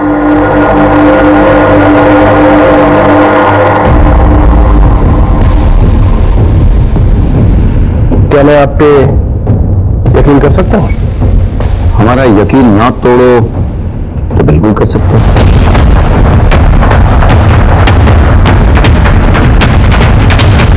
Well done Nagesh. अरे sir, good job. Thank you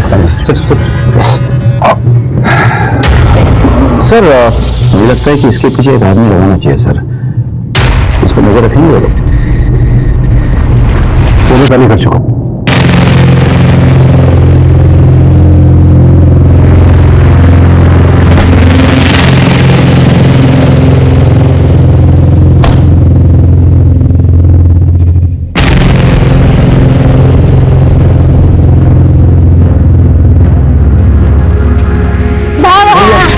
कैसे है तू? मेरा बेटा कैसे?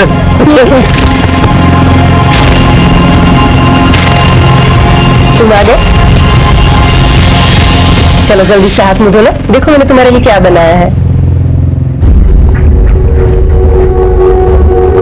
देख मैंने तेरे लिए क्या बनाया है।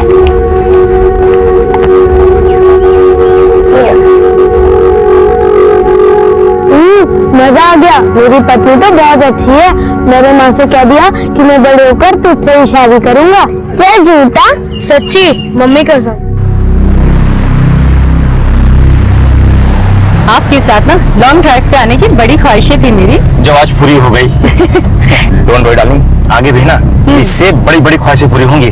इंजीनियर साहब, हमारी ख्वाहिशात और आपके काम का कोई तालमेल नहीं है। सॉरी डार्लिंग, अगले मंथ से ना हर वीकेंड पे तुम्हें और चिंटू को हर महीने घुमाने ले जाऊंगा। Promise? I promise.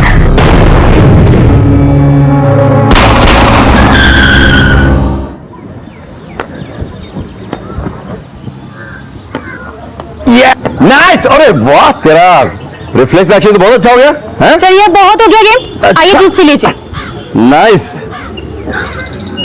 Collector sir नहीं दिख रहे? मिनिस्टर सर ने बुलाया किसी काम के सिलसिले में। अच्छा, चलो एनर्जी।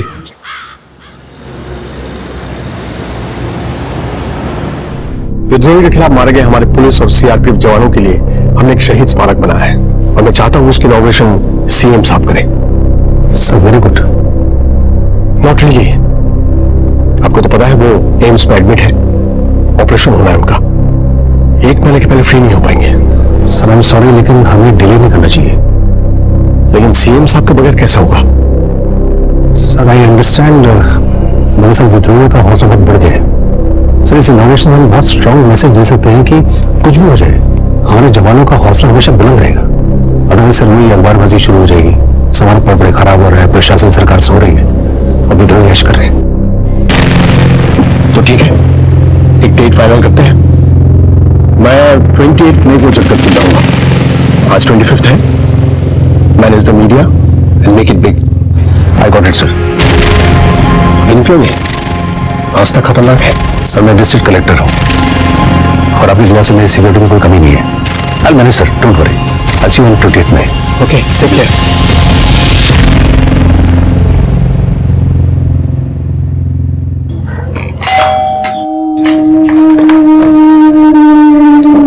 नमस्कार जी, कहिए। हम जनगणना विभाग से आए हैं। इस घर में कौन कौन रहता है, कौन क्या करता है और इस घर का मुखिया कौन है, ये सब जानने के लिए। आइए ना, आइए। तू अभी तक खेल रही है? चलना बेटा। आ रही हूँ ना। बेटा चलना। पे जनगणना वाले आए, आजा। अच्छा, शाम को ऑफिस जल्दी आना, मैं तेरे लिए काला खट्टा आइसक्रीम बनाऊंगी, ठीक है? बाय।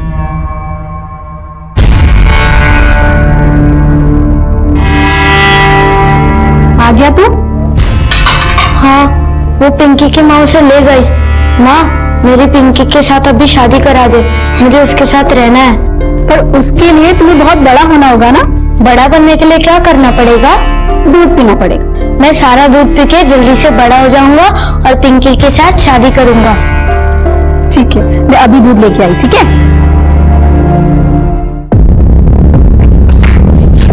जी सब लोग आ गए? हाँ जी, सभी लोग आ गए। हाँ तो चलिए शुरू करते हैं। जी मैं फॉर्म निकालती हूँ।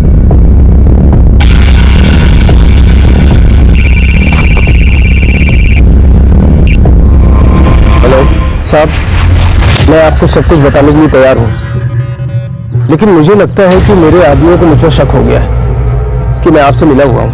तुम परेशान मत हो बेटा, देखो जब सेफ महसूस हो तभी मुझे कांटेक्ट करना, ओके? साहब मैं आज जगदलपुर में आपसे मिल सकता हूँ।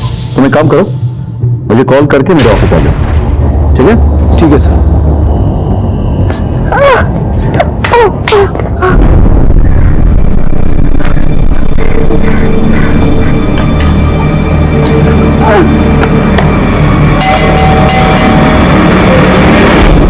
पिंकी बाहर निकलना। तूने ही तो कहा था शाम को तेरे लिए काला खट्टा आइसक्रीम बनाऊंगी। चलना खेलते हैं, आना, बाहर आना तू। पिंकी। शाम तक आता हूँ मैं। हाँ बाय बेटा, बाय।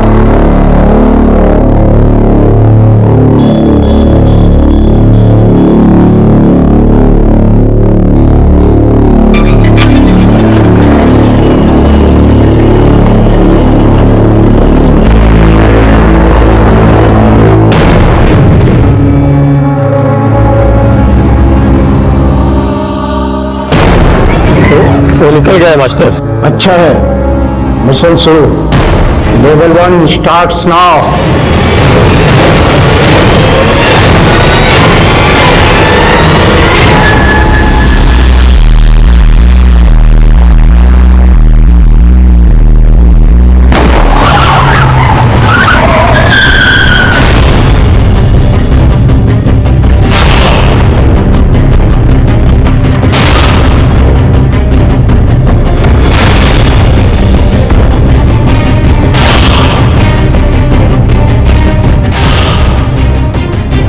करिया तू?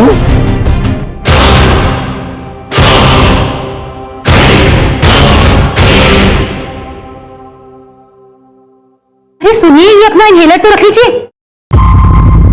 अरे मैं हमेशा नहीं थोड़ा जा रहा हूँ, शाम के 8 बजे तक आ जाऊंगा। और वैसे भी राजीव वाला यहाँ से 15-20 किलोमीटर दूर है बस। फोन रख लीजिए ना, रास्ते में बहुत धूल होगी, आपको अस्थमा का अटैक आ गया तो। Okay okay okay. अच्छा मिठू है तो उसको बोलना कि पापा जब वापस आएंगे ना तो 2-2 हाथ करेंगे। पता है, एसपी सर भी उसकी बहुत तारीफ कर रहे थे, बोल रहे थे बहुत अच्छा खेलने लगी है। बेटी किसकी है? वैसे मैडम मैं आपकी इंफॉर्मेशन के लिए आपको बता दूं कि आपका पति अस्थमा का पेशेंट बनने से पहले यूनिवर्सिटी में बैडमिंटन का चैंपियन था और आज भी बहुत जान है। ऐसे नहीं बोलते, नजर लग जाएगी। तुम ऐसे कह रही हो? हाँ मैं कह रही हूँ, अब जल्दी जाओ, जल्दी आओ। Okay bye. Bye.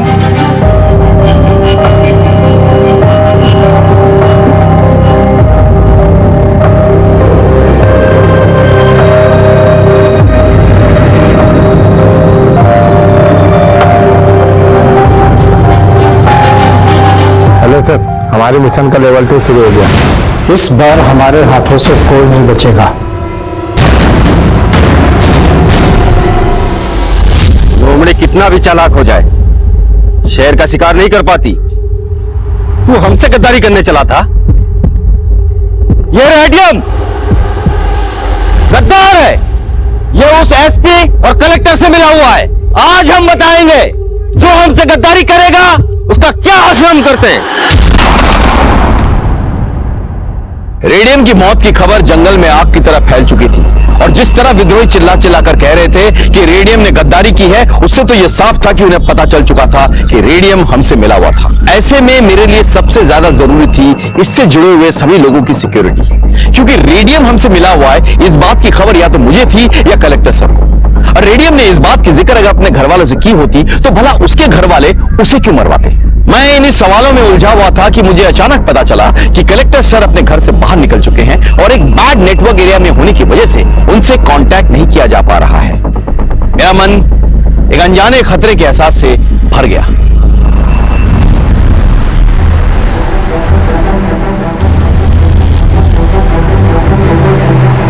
Sir, CRPF के यहाँ से 3 किलोमीटर दूर है। हमारा गांव में जाना खतरे से खाली नहीं होगा। और अपनी योजनाओं के बारे में गांव वालों को बताना बहुत जरूरी है, नहीं तो उनको लगेगा कि हम और हमारी सरकार कुछ करने देंगे।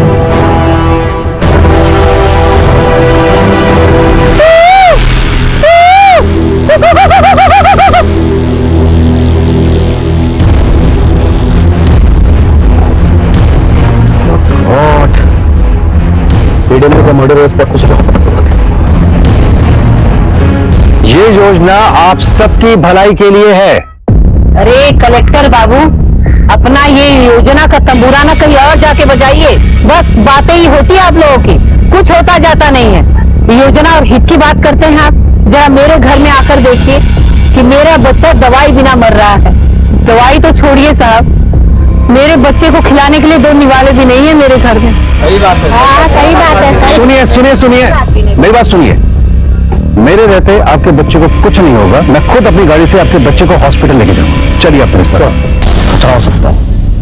देखो, विश्वास को सिर्फ शब्दों से नहीं जीता जा सकता। विश्वास जीतने के लिए विश्वास करना पड़ता है। चलिए आप मुझे बताइए। देखिए आप लोग इंतजार करो, ठीक है? आइए साहब, ये मेरा बेटा है।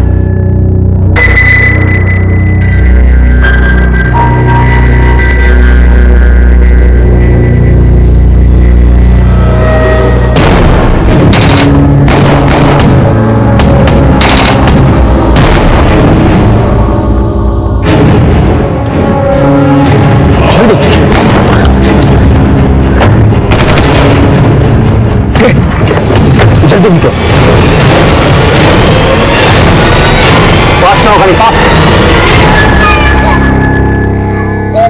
सर क्या करूं? अभी बच्चे कैसे यहाँ छोड़ नहीं सकते। अगर हम ऐसा करेंगे तो विद्रोहियों में हमने क्या पता जाएगा। तो नहीं देखता हूँ।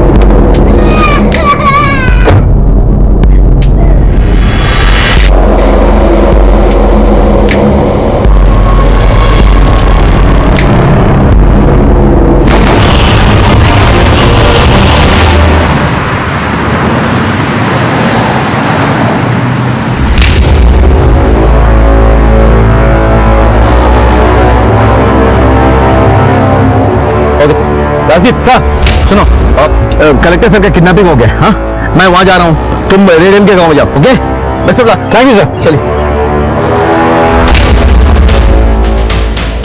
अभी अभी एक ब्रेकिंग न्यूज आई है। रायपुर के कलेक्टर प्रकाश अमीन को विद्रोहियों ने अगवा कर लिया है। कितनी अच्छी खबर सुनाई सर आपने। जी सर, मैं सारी व्यवस्था कर देता हूँ। मिशन जिंदाबाद सर।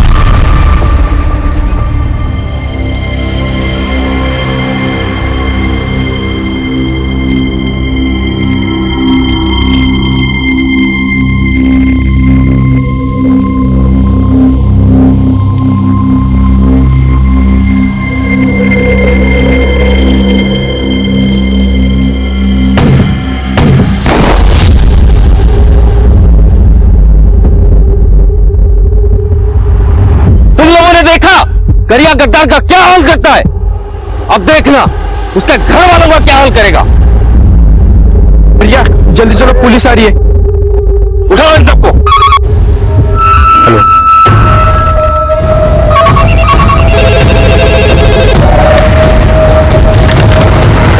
वहाँ सीएम साहब इलाज के लिए दिल्ली में बैठे हैं और यहाँ छत्तीसगढ़ में आग लगी हुई है। पुलिस और प्रशासन सो रहा है। क्या कोई है जो राज्य की जनता का रखवाला बनेगा?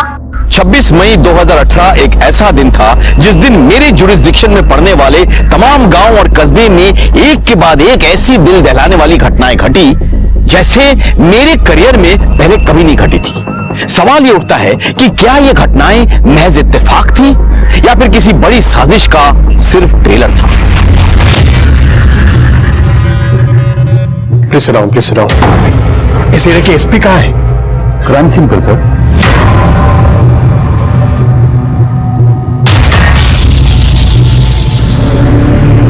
कितने लोग थे? 3-4 लोग थे साहब। 3-4 लोग थे। अब किस तरफ गए? इस तरफ गए साहब। कलेक्टर साहब को लेके गए इस तरफ? पैदल? नहीं साहब, छोटी गाड़ी लेके आए थे। तुमने नंबर तो नहीं देखा होगा? नंबर याद है मुझे साहब। नंबर नोट कर।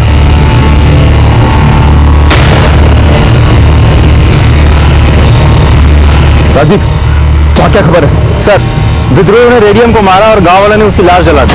अब लाश जल गई तो हम पोस्टमार्टम के लिए भी नहीं भेज सकते, और विद्रोही उसके परिवार वालों को भी अपने साथ लेके गए। सर यहाँ के लोग बहुत डरे हुए हैं, बहुत घबराए हुए हैं। एक आदमी जिसने ये सब कुछ देखा और रोकने की कोशिश की, उन लोगों ने उसको भी मार दिया। उसकी लाश हमारे सामने पड़ी है सर।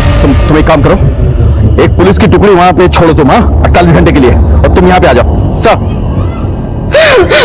संभाल लो अपने आप को, कुछ नहीं होगा पापा को। हेलो मैम, कैसे है, ये कहाँ है? मुझे तो कुछ समझ नहीं आ रहा है। आप परेशान मत होइए प्लीज। मैं आपसे वादा करता हूँ कि मैं आपके पति को ढूंढ निकालूंगा। Okay, I promise ma'am, please.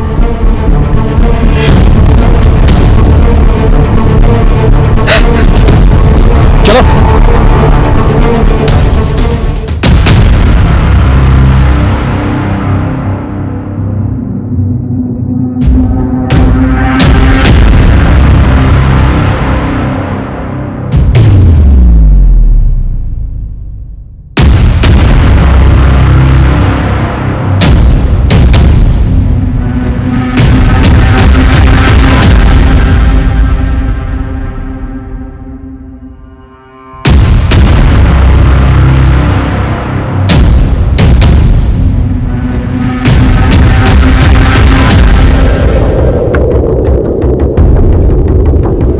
Collector sir का फोन है। सर हमने उन लोग के स्केचेस बनवा लिए हैं, इन्होंने कलेक्टर सर को किडनैप किया है। एसपी से बात कर रहा हूँ। जी सर। जैन सर, क्या ऑर्डर है सर? ऑर्डर से पहले एक इंफॉर्मेशन है। आपके इस ऑपरेशन में सीआरपीएफ के कमांडेंट रुद्रा सूरी आपको ज्वाइन करेंगे। रुद्रा सूरी को कनेक्ट करो। जी sir. Jain sir,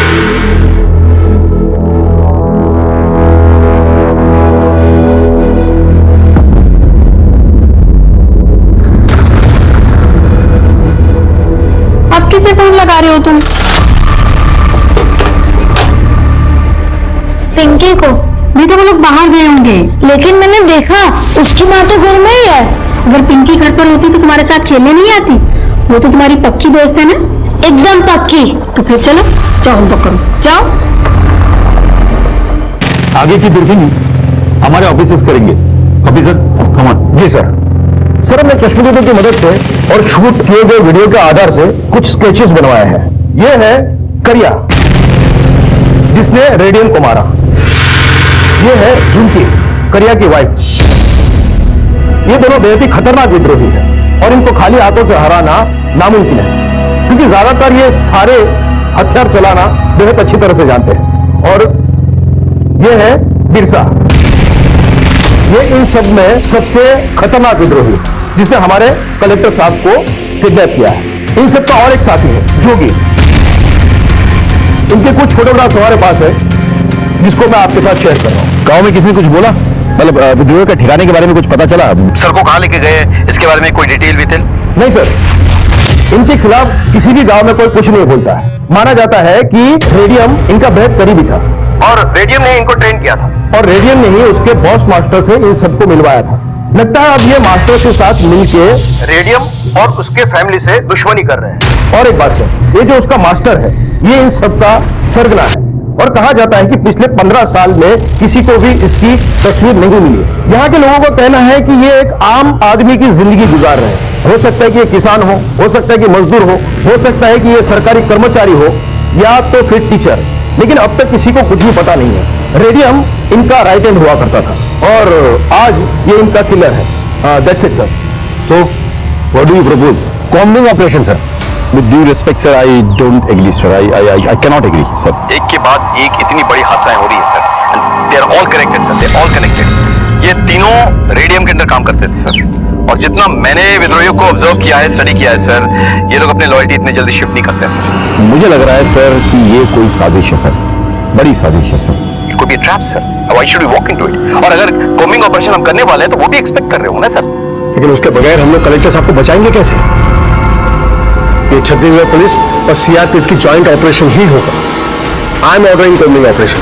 right sir. Jain sir. Jain sir. Sir आप अभी तक काम कर रहे हैं, घर नहीं जाना क्या? घर घर घर वालों से होता है, खाली दीवारों से नहीं। वहां मेरा कौन इंतजार कर रहा होगा? मेरा तो सब कुछ ये स्कूल और मेरे छात्र हैं।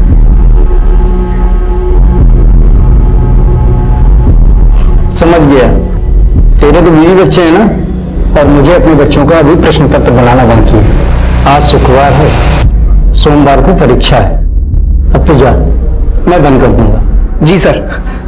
आपको कुछ चाहिए? एक बोतल पानी भर के दे दूंगा। कलेक्टर साहब की पत्नी आप कैसी हैं? सर मैंने मिसेस प्रकाश को फोन करके कंसल्ट तो किया था, मगर वो काफी परेशान है। वैसे परेशान होने की बात भी है सर। घर में सिर्फ एक छोटी बच्ची है, कोई रिलेटिव नहीं है इनकी जो इस वक्त इनकी केयर कर सके? मुझे पता लगा कि उनका एक छोटा भाई है जो उनकी फैमिली की बहुत केयर करता है। अब वो रायपुर से अपनी फैमिली के साथ में उनके यहाँ आने के लिए निकल चुका है। मेरे ख्याल से शायद वो अब तक आ भी चुका होगा। गुड।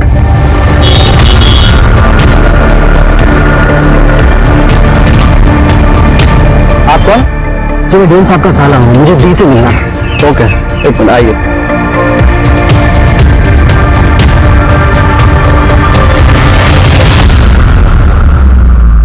कौन है? मैडम आपसे कोई मिलने के लिए आए हैं। नमस्ते दी, मैं विजय, साथ में मेरी फैमिली भी। भेज दो।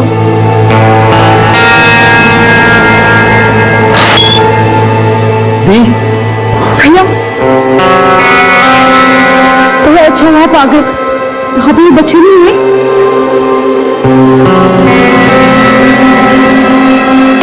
बस अब मैं नहीं चलूंगा और। ऐसा है कलेक्टर, चुपचाप चल। और वैसे भी ना भी बहुत लंबी दूरी चल रही है, चुपचाप चल। ये तो साला गोली मार दूंगा यहीं पे ही। गोली मारनी होती ना तो वही मारते, या तो जिंदा नहीं ले जाते तुम। शाबाश। अरे बाबू तू तो बड़ा चालाक है। तो इतना बेवकूफी क्यों कर रहा है? चल चल चल। तुमको अंदाज है तुम किससे बात कर रहे हो? तुम्हारी टोली का चंगू मंगू नहीं, मैं यहाँ का डिस्ट्रिक्ट कलेक्टर हूँ। अगर मुझे कुछ हो गया ना, तुम में से कोई भी जिंदा नहीं बचेगा।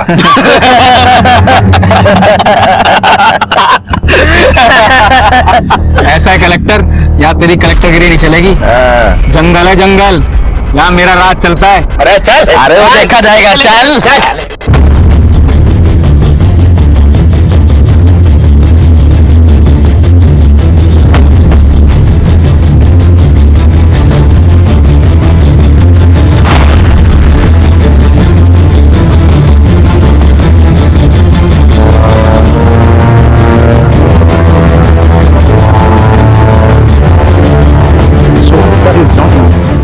बहुत बड़ा है। कॉम्बिंग ऑपरेशन में कम से कम 3 दिन लग जाएंगे। 3 दिन sir, we don't have that much time. मैं जानता था कोई हमें उलझा रहा है, कोई हमें घुमा रहा है। You said that this is possible. Come on यार, मैंने बिल्कुल नहीं कहा था कि हो नहीं सकता ये। मैंने कहा मैं और नहीं चलूंगा।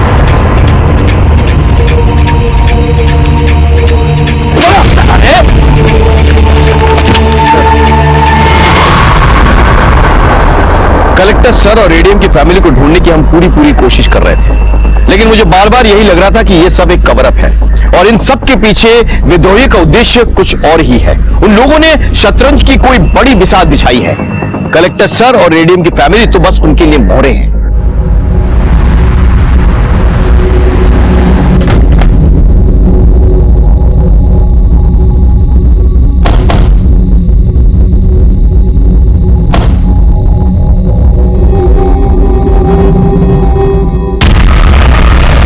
खुश रहो।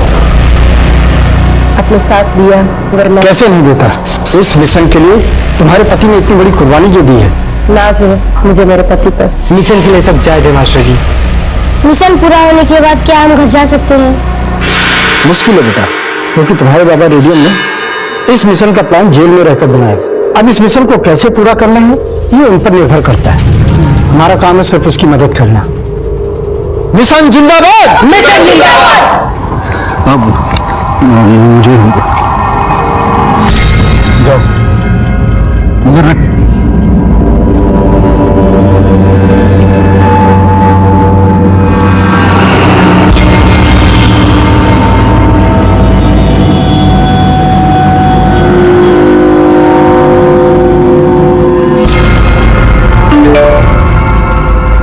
तुम लोगों की रहने की व्यवस्था इस गांव में की गई है। धन्यवाद मास्टर जी। खुश रहो।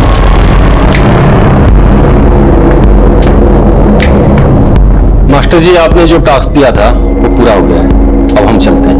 चलो करिया, तुम जाओ। झुग्गी तुम रुको, मुझे तुमसे कुछ काम है।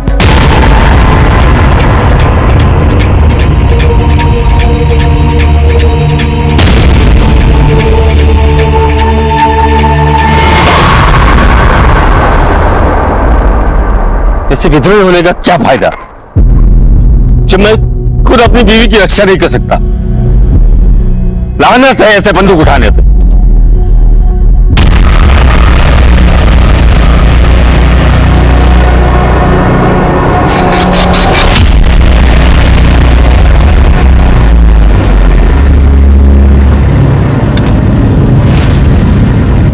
इन विद्रोहियों ने दिन दहाड़े कलेक्टर का अपहरण कर दिया। ये लोग यहीं कहीं जंगल में छुपे होंगे। ये लोग कितनी हिम्मत।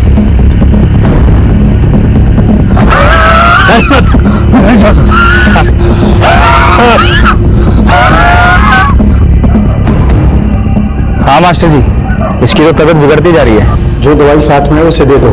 जी। ये सीआरपीएफ वाले भी हमारे पीछे ही पड़ गए। ऐसा कर जोड़ी, निकल। ठीक है, चलते जी।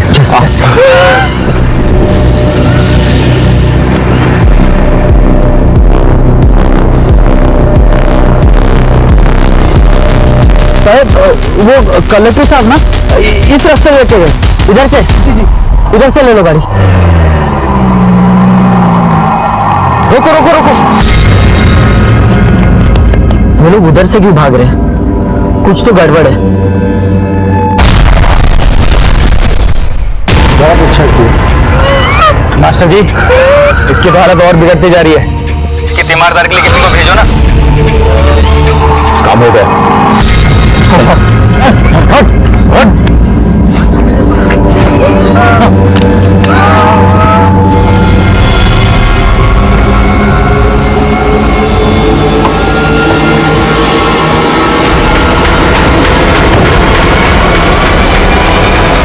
हमें ब्लास्ट साइड में जाना है। आप हमें रोक क्यों रहे हैं? ये मेरे ऑर्डर्स हैं। मैं किसी भी सिविलियन को ब्लास्ट साइट पे आने की परमिशन नहीं दे सकता। ये एरिया मेरे जुरिस्डिक्शन में है। मुझे यहाँ आने के लिए आपके परमिशन की जरूरत नहीं है। To hell with you and your jurisdiction. मेरे 5 जवान मारे गए यहाँ पर और 2 घायल हैं। मेरे भी कलेक्टर जो है उनके कब्जे में है। अब जानते हैं मेरे फीमेल सरपंच के पूरे परिवार को अगवा कर लिया गया है, मेरा इन्फॉर्मर मारा गया है। इस जुरिडिक्शन के लाखों लोगों की सिक्योरिटी खतरे में है। जिस देश के लिए आप काम करते हैं उस देश के लिए मैं भी काम करता हूँ। ठीक है, आप आइए, आप लोग आइए।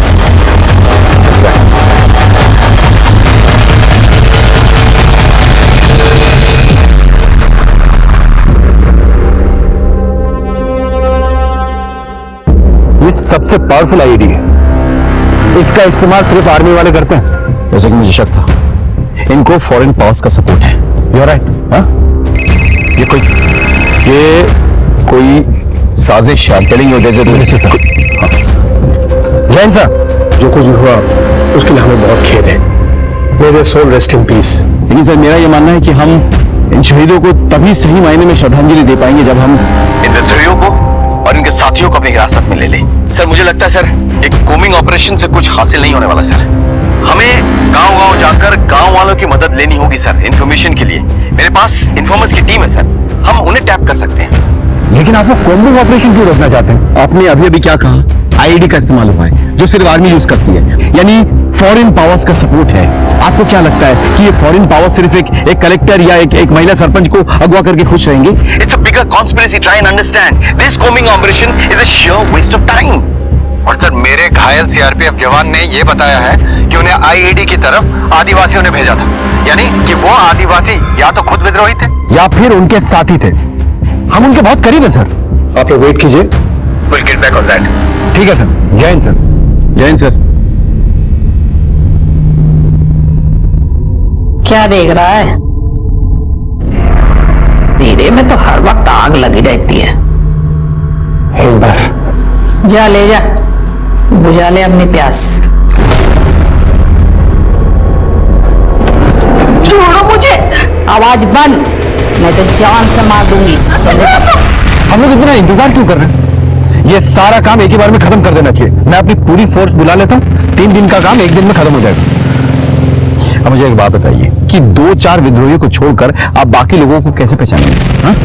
ये कोई बाहर या सरहद पार से आने वाले कोई यूनिफॉर्म सोल्जर्स नहीं है जो आप पहचान लेंगे। ये हमारे बीच रहते हैं, आम आदमी हैं जो भटक के विद्रोही बन गए हैं। वो हमारे बीच छुपे रहते हैं और हमारे खिलाफ काम करते हैं। इनको ठीक से पहचान पाना लगभग नामुमकिन है। जैन सर। जैन सर। राकेश, क्या लगता है तुम्हें आखिर लोग चाहते क्या है? यही तो मैं भी सोच रहा हूँ सर। उन्होंने हमारे कुछ जवान और एक आम आदमी को मारा है सर, और बाकी लोगों को अगवा कर लिया सर। अब ये सारे के सारे हाई वैल्यू टारगेट्स हैं जिन्हें वो ज्यादा दिन तक नहीं रख सकते, लेकिन उनकी तरफ से कोई फिरौती नहीं आई है सर। वो कुछ भी कंडीशन रख सकते थे, लेकिन वो चुप बैठे हैं। और जो बात मुझे ज्यादा खटक रही वो कि उन्होंने फॉरेन मेड आईडी का इस्तेमाल कैसे किया सर? तुम्हारे हिसाब से क्या करना चाहिए? सर मैं चाहता हूं कि हम और सीआरपीएफ की कंबाइंड टीम काम करे सर। हम लोग पैदल जाएं, अपने इन्फॉर्मर्स की मदद से कार्रवाई करें। ठीक है, आप लोग अपनी कार्यवाही कीजिए। सर हमें एक ड्रोन की टीम मिल जाती तो बहुत अच्छा होता। That can be arranged. Wonderful. जय सर। जय सर।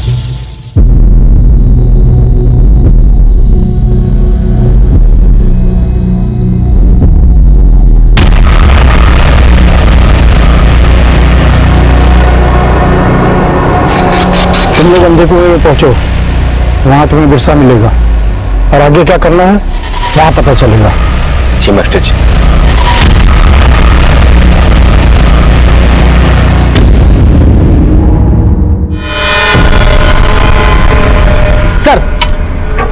सर इतनी बड़ी घटना हो चुकी है, पूरा शहर डरा हुआ है और अभी तक कुछ नहीं किया जा सका है। सर पूरा प्रशासन पुलिस सो रही है सर। जवाब दीजिए sir. Sorry, no comments. Sir sorry, जवाब दीजिए सर। जवाब दीजिए सर। जवाब दीजिए। जैसा कि आप देख रहे हैं कोई जवाब नहीं मिल रहा है। मैं कैमरामैन आकाश के साथ लईक खान। मैं अपना ऑपरेशन कैंसिल कराकर अभी आ रहा हूँ। नहीं सर, आपकी जान को खतरा है। पर मैं अपनी जनता को क्या जवाब दूंगा? सर प्लीज कल शाम तक मुझे वक्त दीजिए। ठीक है, आप मुझे अपडेट करते रहिए। जो भी करना है हमें जल्दी करना होगा, वक्त नहीं है हमारे पास। वो तेरी बीवी को नोट पर रहता है तो हाथ पर हाथ रखकर बैठा रहता है। मैं कर भी क्या सकता हूँ? लानत है तेरे मतदान के बाद। अगर मैं तेरी जगह होती ना तो मैं खुद मर जाती, ना तो उसको मार डालती। ये सब इतना आसान नहीं है जितना तू सोच रही है। मुझका कह रही हूँ आसान है, मुश्किल है, बहुत मुश्किल है। लेकिन तू अपनी बीवी के लिए तो कुछ कर ही सकता है ना। देख, तू अगर अभी कुछ नहीं कहना तो मैं मर जाऊंगी। तू ऐसा मत बोल। मैं सच बोल रही हूँ, मैं मर जाऊंगी। और हाँ, मेरे साथ तेरे बच्चे की भी जान जाएगी। मैं अब तक सब कुछ सहती गई, लेकिन अब नहीं। मेरे पेट में तेरा बच्चा है।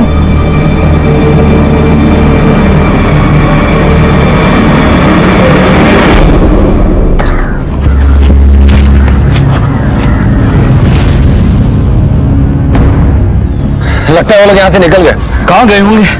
हाँ? और घने जंगलों में। चल,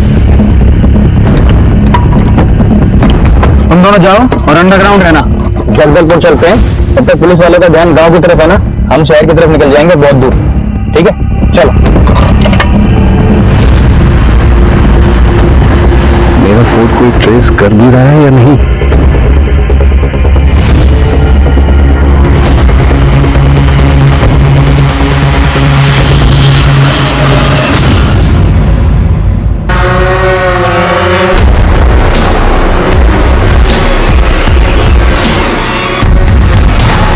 थोड़ा ऊपर जाओ।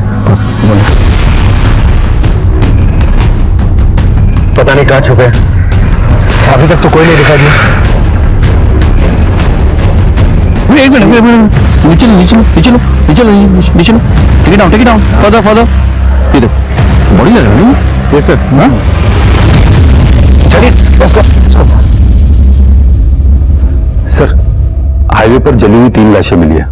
विद्रोहियों का कहना है कि ये रेडियम के फैमिली मेंबर है। व्हाट?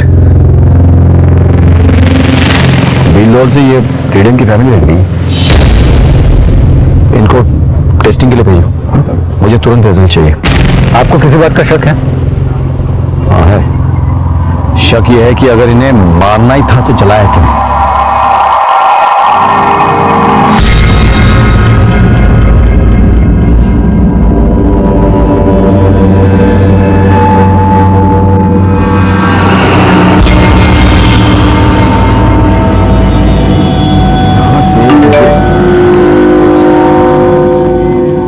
Oh my God! ये तो कलेक्टर सर का मैसेज है। हाउ? विकास, इस नंबर को ट्रेस करो। कलेक्टर सर का मैसेज है। Rajdeep, just go ahead. Yeah.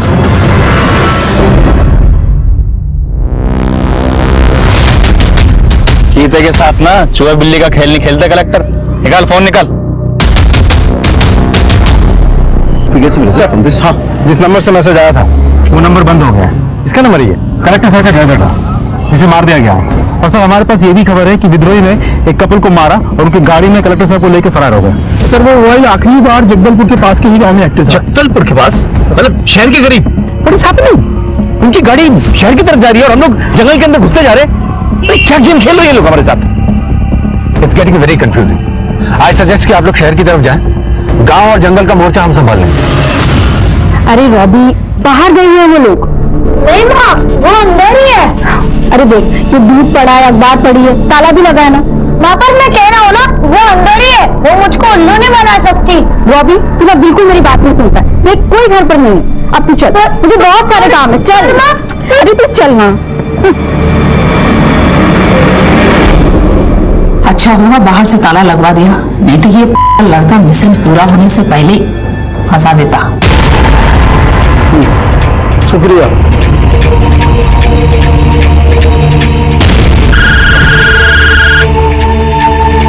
हाँ मास्टर साहब। बिरसा, कलेक्टर साहब की कुंडली में शादी की अंगूठी है। समझ गया। लेवल चेंज शुरू। मिशन जिंदाबाद।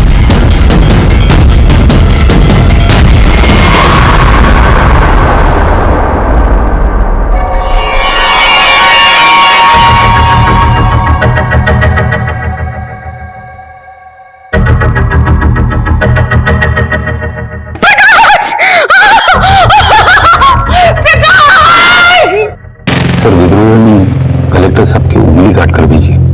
व्हाट? उनकी पत्नी सदमे से बेहोश हो गई और अब तक सदमे में है। शाम को 5 बजे सही स्मारक का लोकार्पण है।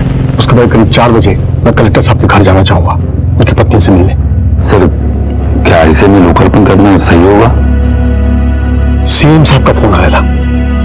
उनका कहना है कि अगर हम लोग लोकार्पण नहीं किए तो विद्रोहियों को लगेगा कि हम लोग डर गए हैं। उनसे निपटने के लिए हमें अग्रेसिव होना ही होगा, वरना वो हम पर हावी हो जाएंगे।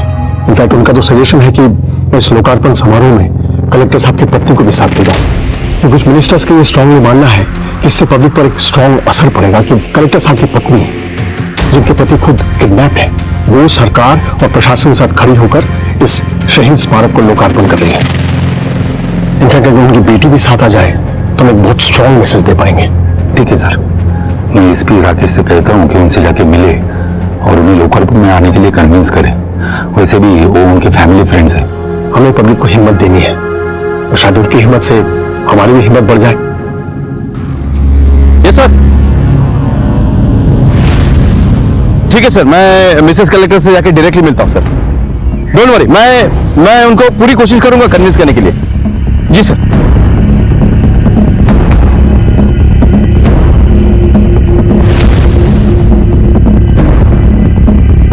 अरे क्या हो रहा है साहब? मिनिस्टर साहब आ रहे हैं, जाओ इधर से। मिशन जिंदाबाद। मुझे नहीं खाना, मुझे पिंकी से बात करनी है। रॉबी, तुम ना बहुत ज्यादा जिद्दी हो गए हो। रुको।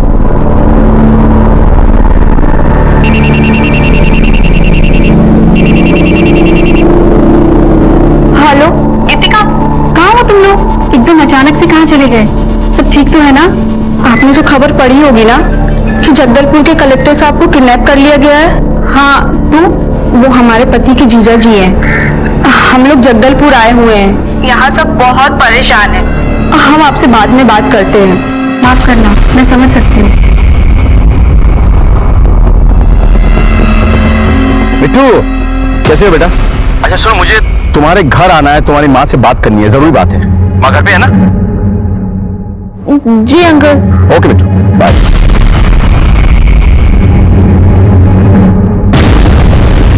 तू क्यों इतना डरती है रे?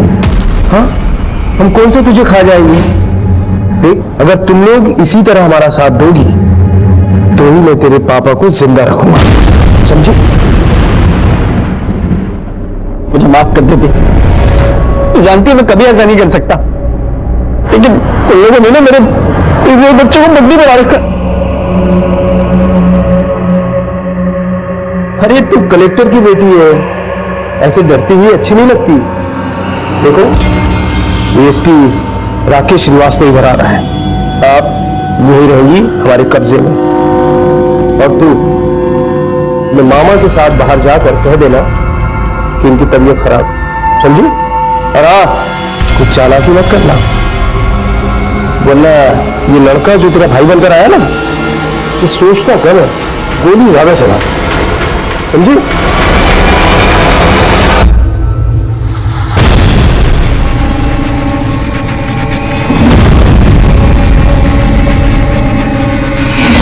फाइनल लेवल मिशन जिंदाबाद।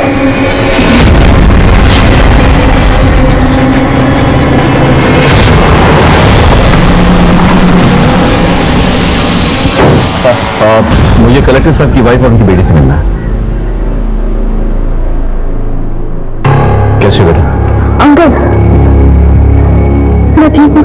बेटा मुझे तुम्हारी मम्मी से मिलना है। नहीं, मम्मी की तबीयत खराब है, अयाबत से नहीं मिल सकती। देखो मैं समझ सकता हूँ, जो कुछ हुआ है उसके लिए हम भी बहुत परेशान हैं, लेकिन तुम्हारी मम्मी से मिलना बहुत जरूरी है। हम सॉरी सर, लेकिन आप इस समय उनसे नहीं मिल सकते। आप कौन? मेरे मामा जी। अच्छा, देखिए मैं मिनिस्टर की तरफ से आया हूँ। वो चाहते हैं कि मैडम उनके साथ एक इनॉग्रेशन के लिए जाए, इसलिए मेरा उनसे बात करना बहुत जरूरी है। ठीक है सर, आप यहाँ रुकिए, मैं अंदर बात करता हूँ।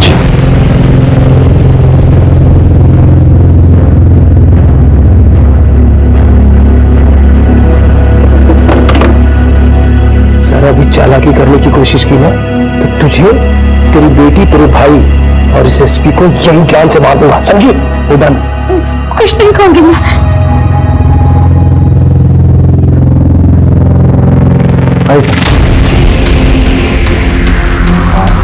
सर, ये मेरी वाइफ है गीतिका और ये मेरा बेटा है।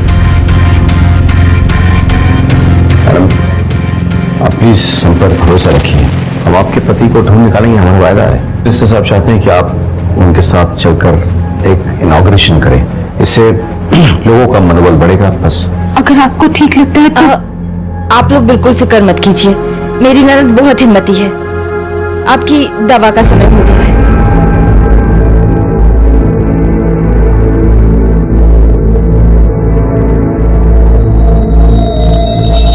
अच्छा मैं चलता हूँ।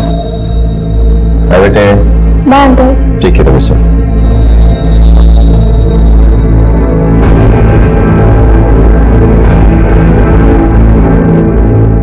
फुटबॉल खेलते हो? नहीं अंकल, चेस। इस बार अंडर 17 में मैं आपके डिस्ट्रिक्ट को रिप्रेजेंट करूंगा।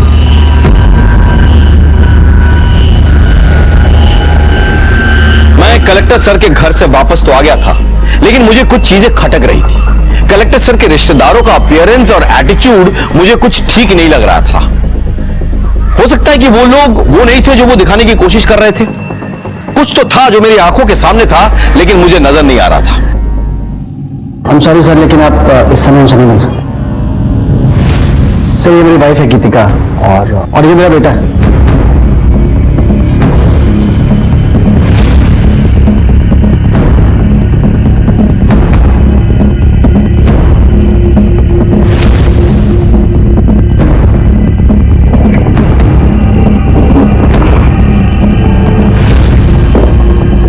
Yes sir. ये कलेक्टर साहब के साले करते क्या हैं? सेंट्रल रीजन के मल्टीनेशनल कंपनी में हेड है वो। और उनकी धर्मपत्नी? उनका बहुत बड़ा ब्यूटी पार्लर है और वो बहुत नाट्यम के एक्सपर्ट हैं, कई जगह पे परफॉर्म करती हैं। Thank you.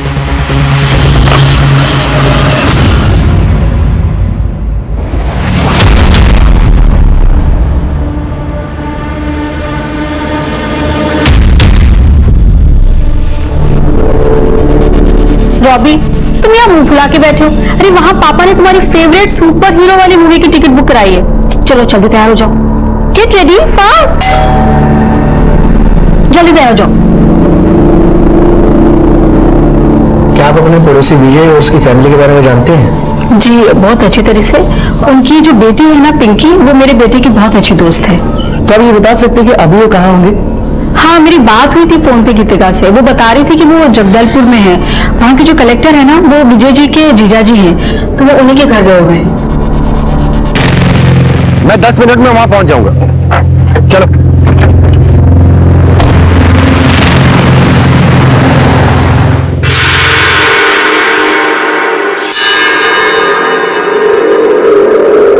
All set, plan to be successful, mission जिंदाबाद।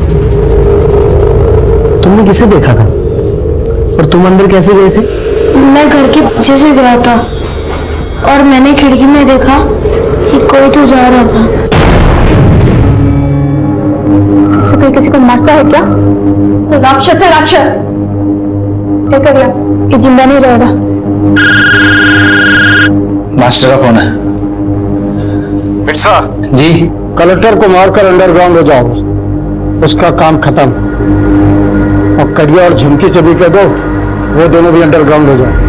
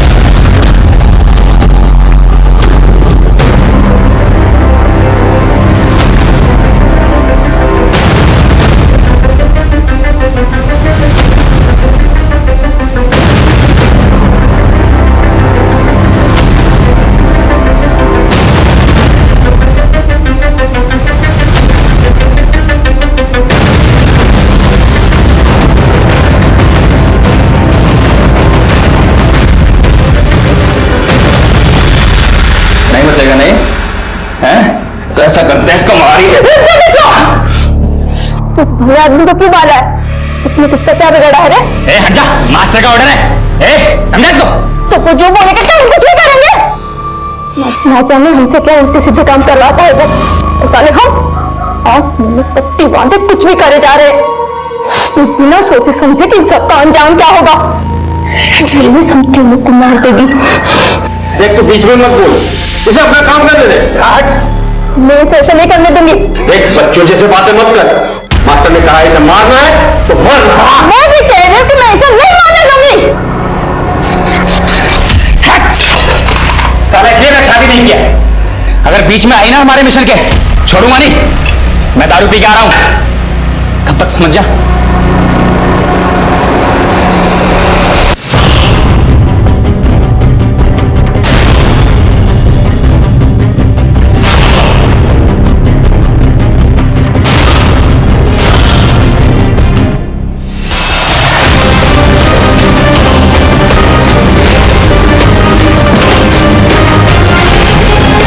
समझा लिया? समझा इसको? कुत्ता पाले लेकिन ऐसी जिद ना पाले, हैं? मिशन जिंदाबाद। कहने के आसपास गोली चली है, आवाज लगता है उस दिशा से आई है। चलो आगे की पुलिस टीम को इन्फॉर्म करो।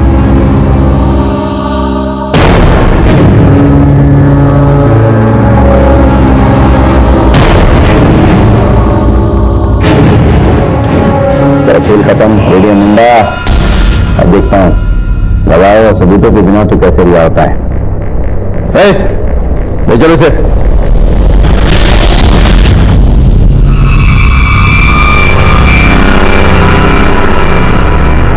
मेरे पति ठीक है ना?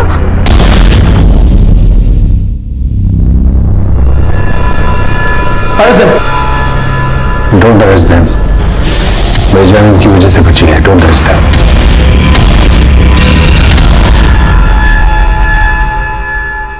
क्या हुआ था सर?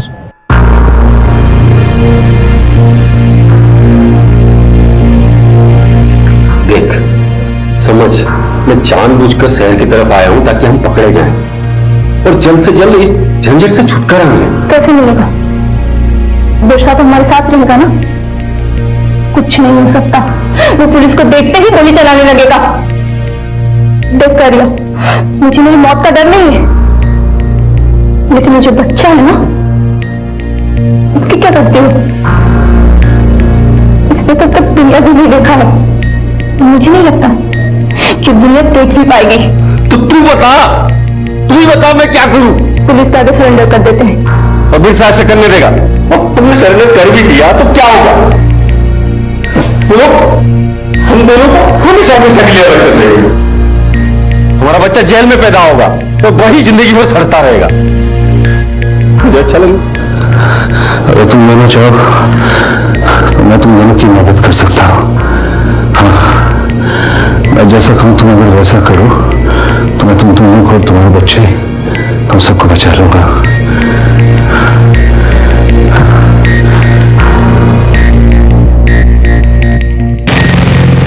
मैं तुम दोनों को बचा सकता हूँ, लेकिन तुम्हें बताना पड़ेगा कि मास्टर कौन है और कहां मिलेगा।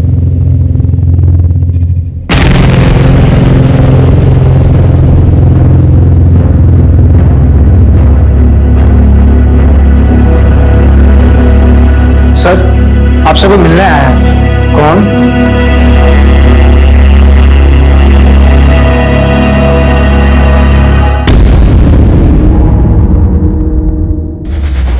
हमने जो भी किया अपने मिशन के लिए किया। तुम लोगों से हमारी कोई दुश्मनी नहीं, हमें चाहिए मिनिस्टर। बस एक बार मिनिस्टर इधर आ गया, इधर मिनिस्टर खत्म और उधर तुम्हारा पति रिहा और तुम्हारे भाई की बीवी और बच्ची भी। पकड़े जाने का कोई गम नहीं है हमें। शेर का जिगर रखते हैं, शेर का। दिल में छुपकर गांव वालों और पुलिस वालों का खून बहाते हो और खुद को शेर कहते हो।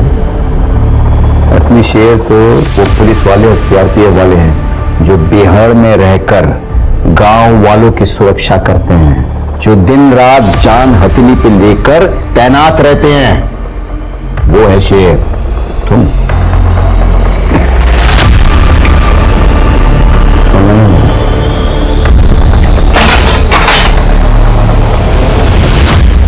Thanks to both of you, आप दोनों ने मेरी फैमिली को बचाया। And officers, congratulation on your success. Sir joint operation का सक्सेस तो होना ही था। What's the commandant? विद्रोहियों ने हमें उलझाने की कोशिश की थी, लेकिन हम उन्हें पकड़ने में कामयाब हो गए थे। अगर इन सब में हमसे जरा सी भी चूक हो जाती तो मिल से सर की जान जा सकती थी। रेडियम ने पुलिस और प्रशासन की आंखों में धूल झोंकी थी। उसने हमारी चाल हम ही पे चली थी। भले ही वो इसमें कामयाब नहीं हो पाया, लेकिन हमें इस बात की दस्तक सुननी चाहिए थी कि जिस विद्रोही पे हम यकीन करने जा रहे थे वो वाकई में यकीन करने लायक है भी या नहीं। कलेक्टर सर को यह दस्तक पहचाननी चाहिए थी कि जब यहां का माहौल पहले से ही खराब था तो उन लोगों के बीच जाना खतरनाक हो सकता था।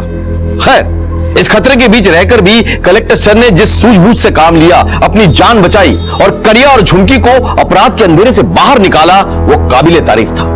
मुझसे भले ही रेडियम को पहचानने में एक बार चूक हो गई हो, लेकिन बाद में मिलने वाली दस्तक को मैंने नजरअंदाज नहीं किया कि वो हमें गुमराह करने की कोशिश कर रहे हैं। मैंने उस दस्तक को सुना, पहचाना और उनकी साजिश को नाकामयाब किया। इसी के साथ मैं एसपी राकेश श्रीवास्तव आपसे विदा लेता हूं। कल फिर मिलेंगे। सतर्क रहिए और देखते रहिए क्राइम पेट्रोल दस्तक, क्योंकि मकसद बताना नहीं, बचाना है। जय हिंद। इस तरह के और भी एपिसोड देखने के लिए हमारे चैनल को सब्सक्राइब करें और बेल आइकन दबाना ना भूलें।